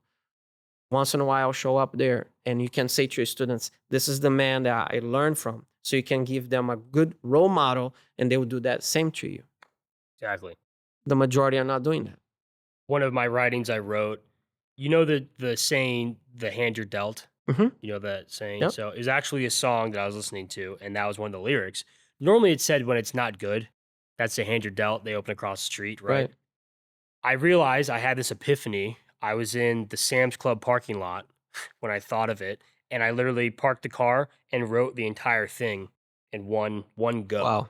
Which is rare. A lot of times you got to think and change things. You don't like it. You were just feeling it. I just felt it. And the whole concept is my entire life up to that point, all I wanted to do was play baseball. I had aspirations of going to certain colleges and getting drafted and whatever. Yes. My whole life was like, the hand I'm dealt, not the one I wanted, right? I'm not 6'2". I'm not running a 6'4", 60-yard dash, blah, blah, blah, blah, blah. I kept blaming the hand.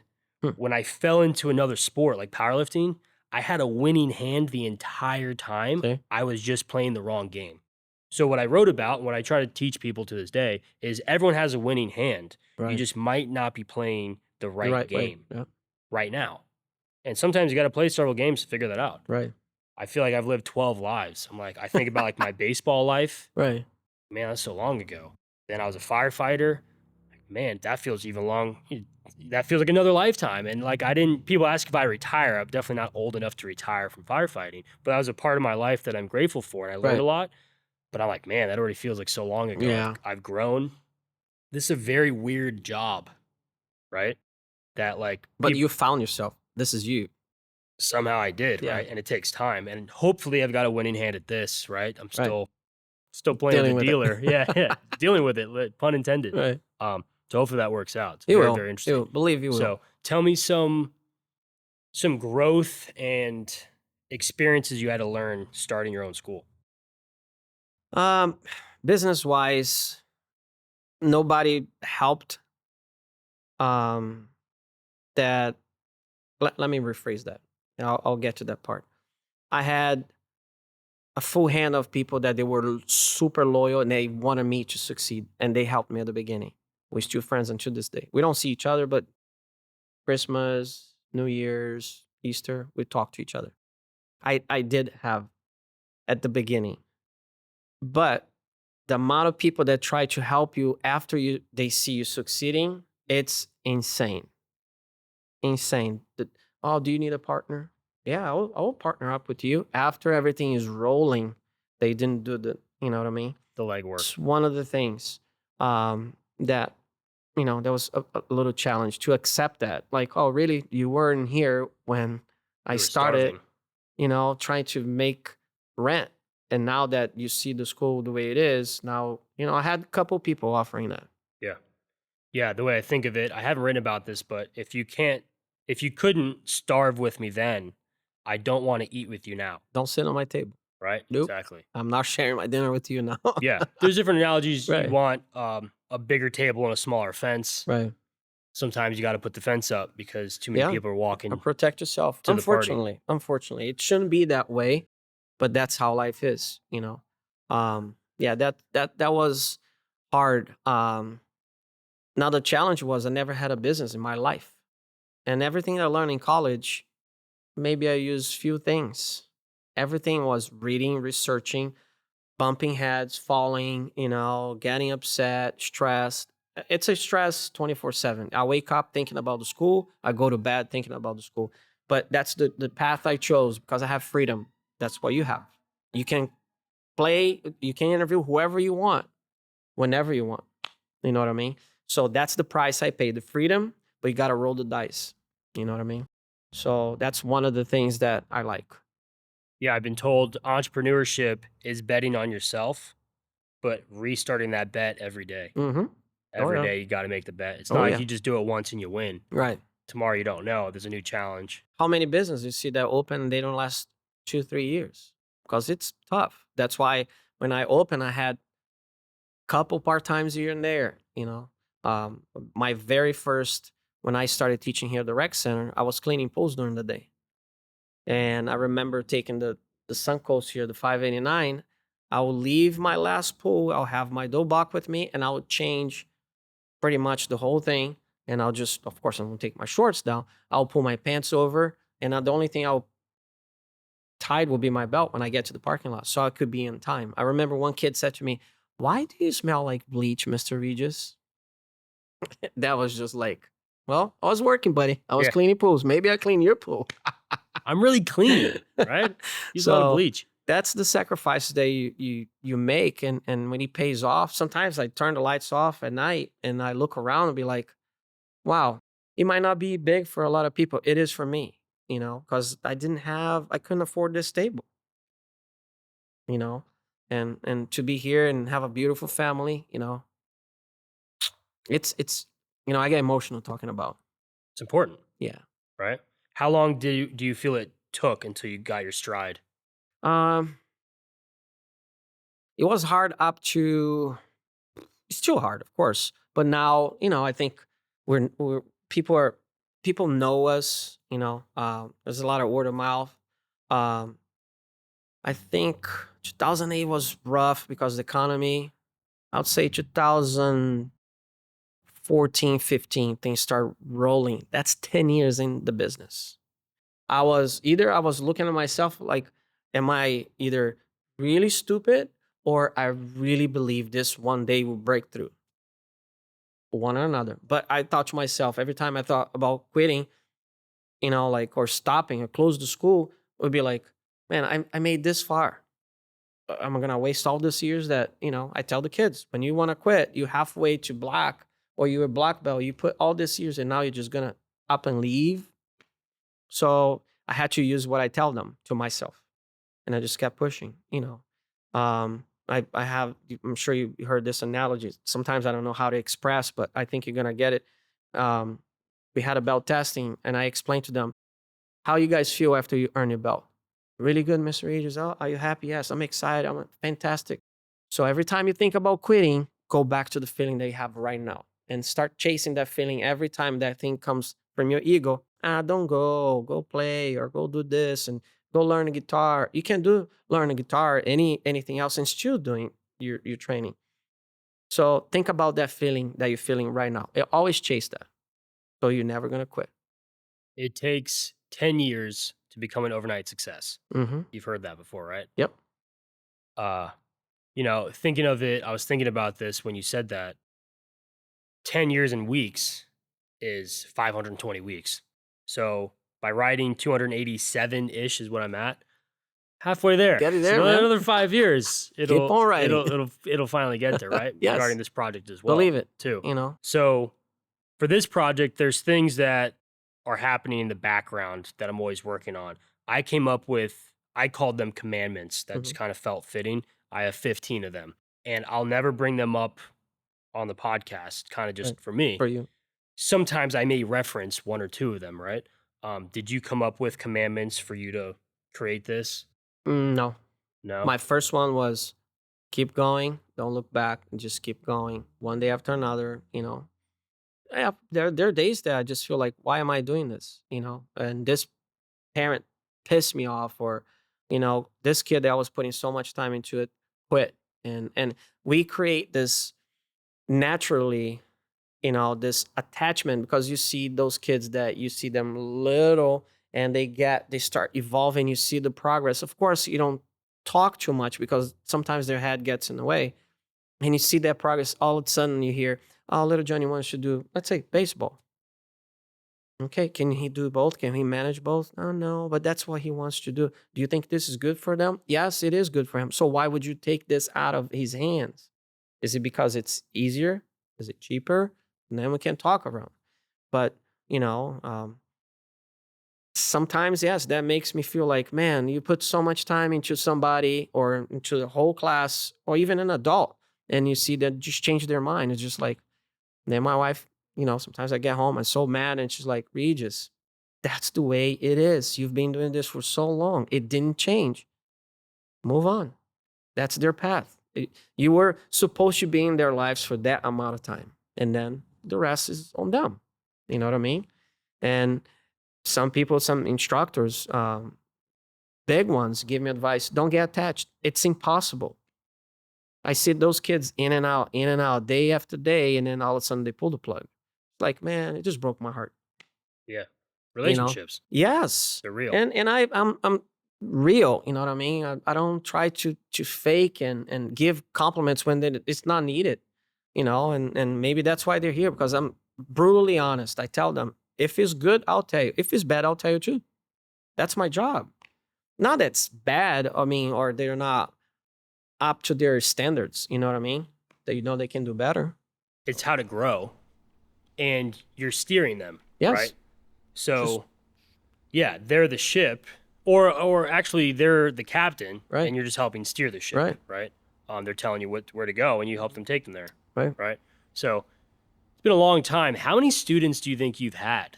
Could you guess that number? No, man, that was thousands. Oh, more than 1,000. That's for sure.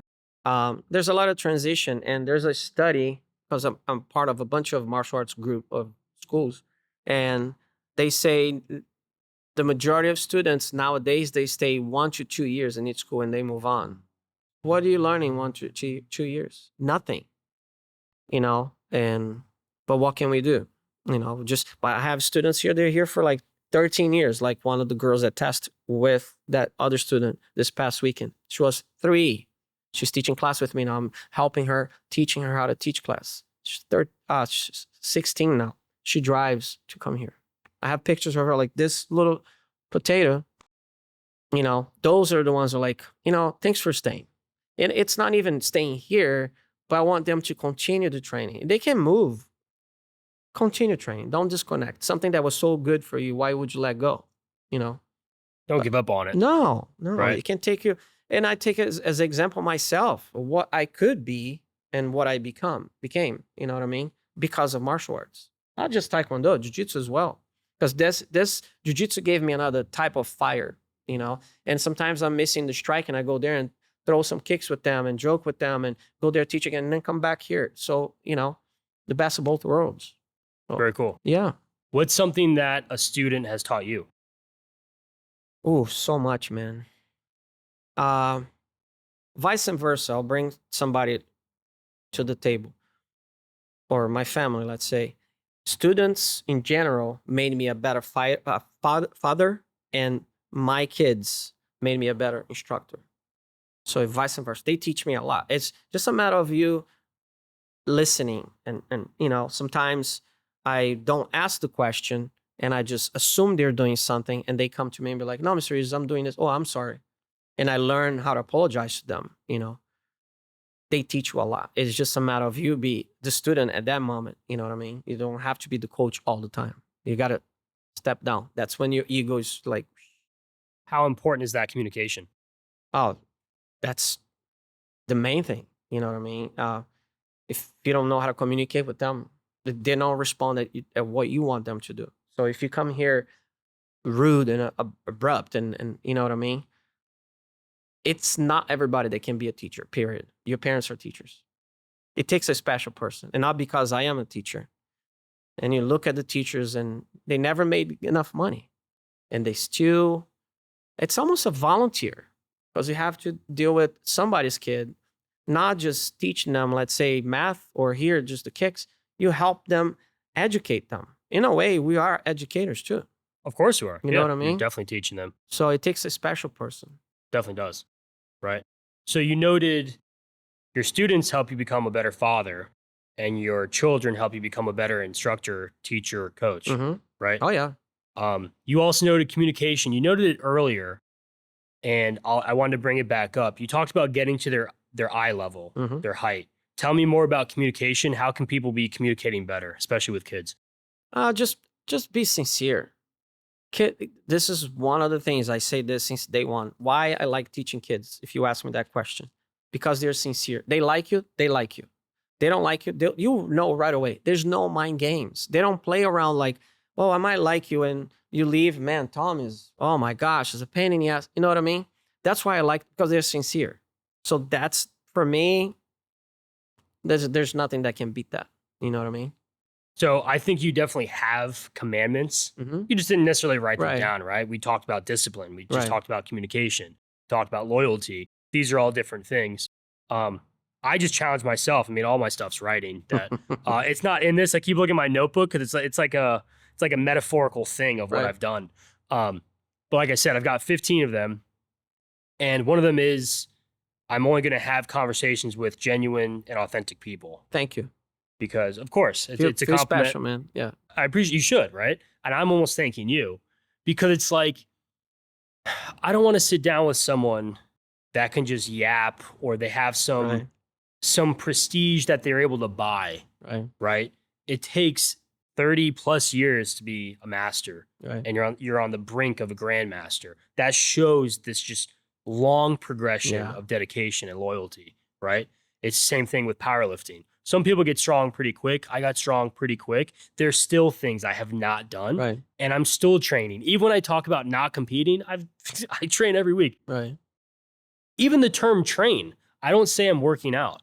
Right. My wife knows I don't go to work out.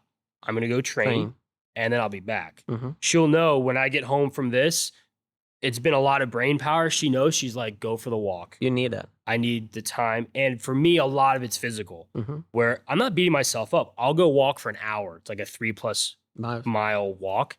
And I'm so regimented, I time it. Do I need to time it? No. No, I don't need to time it. Every time my wife sees my phone, the iPhone, it shows the Right, timer right. on it. And it's always some random number. She's like, why do you have this on? I time everything. I time how long it took to set up. I'll know the time when we're done. I'll time breaking down. And then I'll just kind of know. And I Right. could tell the guest, hey, this is what we could work on and do. Right. I know my walk within like 90 seconds. Wow. It's literally like 58 to, I guess, more than 90 seconds, like an hour and a minute. And I could tell I had this much traffic and I had to Right. stop at a stop sign and Right. slow down my walk, or if I was Super cool. distracted, right? Nice. I'm just so regimented. Nice. But those commandments are definitely there, Right. whether they're written or unwritten, right? Right. Pretty cool. Very cool. So Like I that. appreciate it. No, thank you. I've been talking your ear off, but there's one thing I definitely want to chat about. Mm-hmm. You're very well known for fighting, martial arts. You're a teacher, you're a master, but you have a huge passion for music. Yes, sir. When did that start? How'd you get into it? Well, music started long time ago. Passion. I tell my wife all the time, when we went to a little bar by, it's called Gen X, by the Tampa Bay Lightning Stadium. We were there, and there's all the stuff from 80s, 90s, and there's some stuff about MTV. And I tell her, man, I remember laying on the floor and listening to him, watching MTV and the Duran Duran and Tears for Fears. Like, oh my gosh, that band, I love them. So going back that, I used to, my whole house, my whole time, my mom, my brother, my sister, it was all about listening to music. My mom would clean the house, music, loud, let's go, let's clean. So since I would say 10, 11 years old, I got addicted to American music. I had no clue what they were singing. The melody was there. I would enjoy it. So fast forward, in Brazil, I never played an instrument, never had time to learn. Because again, Taekwondo, working and school, and never have time to, never thought about it. Moved here. That was another way for me to learn English. Start going to karaoke. You're reading and you're singing. So you got to, I had no idea what I was reading. I was singing. I don't know if I was saying to everybody I was an asshole on the screen, but I was singing. And things, I just enjoy more and more and more, and grew. And finally, I was like, you know what? Maybe I should try for a band. Went on Craigslist for I don't know how many months, found a band. It was a horrible experience, I'll tell you that. Enough for me to say, I'll never try this before. That was with me, we're 4 guys. The backstabbing was, I was like, is this what's supposed to be in a band? And I didn't know how to sing right anyways. So I started taking some vocal lessons. From that point, I found another band, another cover band. Joined that band, it went well. I stayed for 7 years. And one of the parents that was here in another building said to me, have you tried Write your own music? I said, I don't even know how to read music. I don't play any instrument. I can barely sing. He's like, no, you can't sing. Just try, try, try. So I end up meeting one of his friends that plays guitar. The guy wrote the draft or rough the song, and I start playing with, the lyrics and this and that. Eventually, we record a song. That was 2017. And then from that point on, I put a band together and just start, our original band. And here we are. That's awesome. So your assumption was that you had to write music with like notes. You were thinking about writing like an orchestra type writing. No, it was more like, I was like, if I don't know how to play an instrument, how am I going to write music? He's like, I have a person that can write the instrumental part for you, at least the guitar. You start from there. That okay. And in my mind, I was like, I don't even know the structure, the songs, and I had to learn breakdown and bridge and chorus and intro, outro, all that kind of stuff. I had no idea. It was a totally different territory compared to this, but at some point becomes almost the same thing. Very neat. Oh yeah. Walk me through, how do you write a song today if you were to write one? Okay, so I mostly write the lyrics and the melody, the vocal melodies, based on instrumental part. So I have a bunch of songs just like you, and not the whole thing, but the subject and the core of the song. The lyrics that I feel at that day, you just feel it. Like you were in a car, you just wrote that. You just feel. I think it's a God thing. God just sent you, son. You got to write something now. It's here you go, the message. You just put it on a paper and leave there. My vocal coach used to say that: write as much as you can and leave it. One day you pull, So let's say my guys will have a song, a track. Hey, how about this riff and this and that? Can you write something about it? Maybe the lyrics and the vocal melody. And then it's like baking a cake. You just start putting the ingredients, and then boom, there you go. So mainly I just write the lyrics and the vocal melody. But the vocal melody I write based on the feeling that I'm feeling on the instrumental part. So it's more like raw, you know what I mean? It's not all technical. You didn't go to music school. It's original. Yes. Right? And it's pure. I got one more thing to tell you. Yes. And they'll probably start wrapping it up. We've talked about my writing. Mm-hmm. I write like a song every week. And I've actually noted this in another interview. I don't remember which episode, but I want people to read it. And whether it's subconscious or if they notice it, most people haven't noticed it, where I'll write and it's the intro. The intro is often the chorus or the hook, depends how you want to word it, because you want it to be catchy. And there's that whole theory of how to make a hit, right? And I've been told from different people that there really is a theory. If it's this long and it's said this many times and there's only this many verses, the odds of it getting to radio and Billboard is higher than if you make this 7-minute long ballad.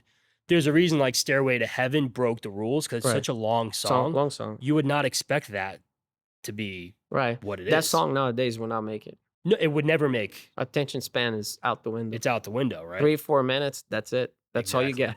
Exactly. Next Unfortunately, right? So when I write, I come up with what's the chorus, which could also be the intro, and then it's verse. I could have a bridge. I might not. Depends how I want to write the song. But that's how I've written every week. Nice. And you definitely get better. Yes. Because you're doing it every single week. Yeah. It's like exercise. Exactly. Same thing. Takes reps. Usually when I write a song, the lyrics part is more something that I'm feeling at that moment. Like I have a song called Backstabbed. I mean, the title speaks for itself, or Underdog. Being Human was, for me, lyrics-wise, that's the one that I put the most emotion, was right before COVID, that I say something about we've been human, but you need to be a human being. So it's kind of, the way people were just, like sometimes I put my frustrations in a song, let's put it that way. How many people are betraying you? How many people are playing politics in front of you? Why can we not just be sincere? Just be real. You don't like me? Okay, shake hands, bro. You go that way, I go this way. That's it. But the manipulation, the mind games that we're going through, that's why I put it on the paper. If you have a chance to listen to it again, just pay attention to the lyrics. That one I wrote in a not a parking lot, car loop, when I was picking up my after-school kids. I just kept writing and writing. I was there for like an hour, and I was like, boom, boom, boom, boom, boom, and just kept it. And then I just kind of polished after. So that's how I pretty much write. I feel that subject just either bother me or something, like, it It's there. You have to let it out. You felt that before. That's pretty much how I write. And I don't start with the structure. I just put the thoughts there. And then you just kind of place, oh, this could be the hook or the chorus. This could be the intro. This could be a second verse. You know what I mean? It's the Or the story. name of the song, Yes. right? So it's something that I really enjoy writing the lyrics. Yeah. I when I was learning English, the other thing I forgot to tell you was when I was listening to music, you know, I had back in the day, the CDs, you had that. I used to love flipping through those pictures and the graphics, read the lyrics there. And I kind of got the gist of it, you know, the hang of it. And I liked it. That's why pretty much I like writing the lyrics. You know, it's pretty interesting. It is. Yeah, I love it. There's a pretty famous interview. It's Paul McCartney and John Lennon. It's filmed in black and white. And if I remember right, Paul's seated and then John's seated, but like higher, like a bar stool behind him or Right. something. Maybe it's a piano. I can't remember what it is. Pretty famous interview, but they're talking about writing. And I'm pretty sure it's that interview when a journalist, reporter was asking Paul, when do you write? And they're thinking of it like a 9 to 5, like, oh, I checked into work and now I'm writing. And he's like, what a silly question. I'm pretty sure it's Paul. It may have been John that said it. Right. He's like, I write whenever it comes to When me. it comes Like to you. when I feel it. Like, Yeah. what kind of stupid question is that? Right. And he has to elaborate because it didn't feel like the person asking the question was Right. prepared for that answer. And he's just like, if I feel moved right now, I'm That's gonna it. stop this Right and I'm then. gonna go write it down, because they describe that if you don't write it down, It goes away. it's like back into the ether. Yeah, I've had some songs or some lyrics that I've thought about it and just let go. I'll write when I get home. When you go home, forget it. It's just I feel like you lose the magic. You know, that's the feeling that you lose. Yeah, the So- moment, right? How often do you write? Right now, not as often. I've been super busy with the school and other stuff related to the school, tournaments. But I usually like to do like once a month. Should be more often. But since the band is not like my main source, we don't make money with the original bands nowadays unless you have a good funding behind you. So it's more of an expensive hobby. I should write more. And after my tournament season is over, I'll go back and start writing more lyrics. Very cool. Yeah. Well, I hope this helps you. I did not tell you, I know you may have seen other episodes that Mhm. I write all my notes in field notes. Like I said, I really handwrite all of them. It's something I want more people to do. And we're already on our phones so frequently that it changes. If you could hear the ambulance driving by again, it's important to write. And Mhm. I try to do it. We'll talk about right and left hand after this. But every guest gets their own field notes. Oh, I don't know if thank you knew you. that yet. This one's unique. It was a exclusive pack. Do you know Jason Isbell? No. He's a musician. My favorite song by him is called Elephant. Okay. Very, very sad, heavy song. But he did this exclusive one. So this one has a picture of the band. Another one had his notebook. Thank you. Of Thank you course. so much. It's That's pretty cool.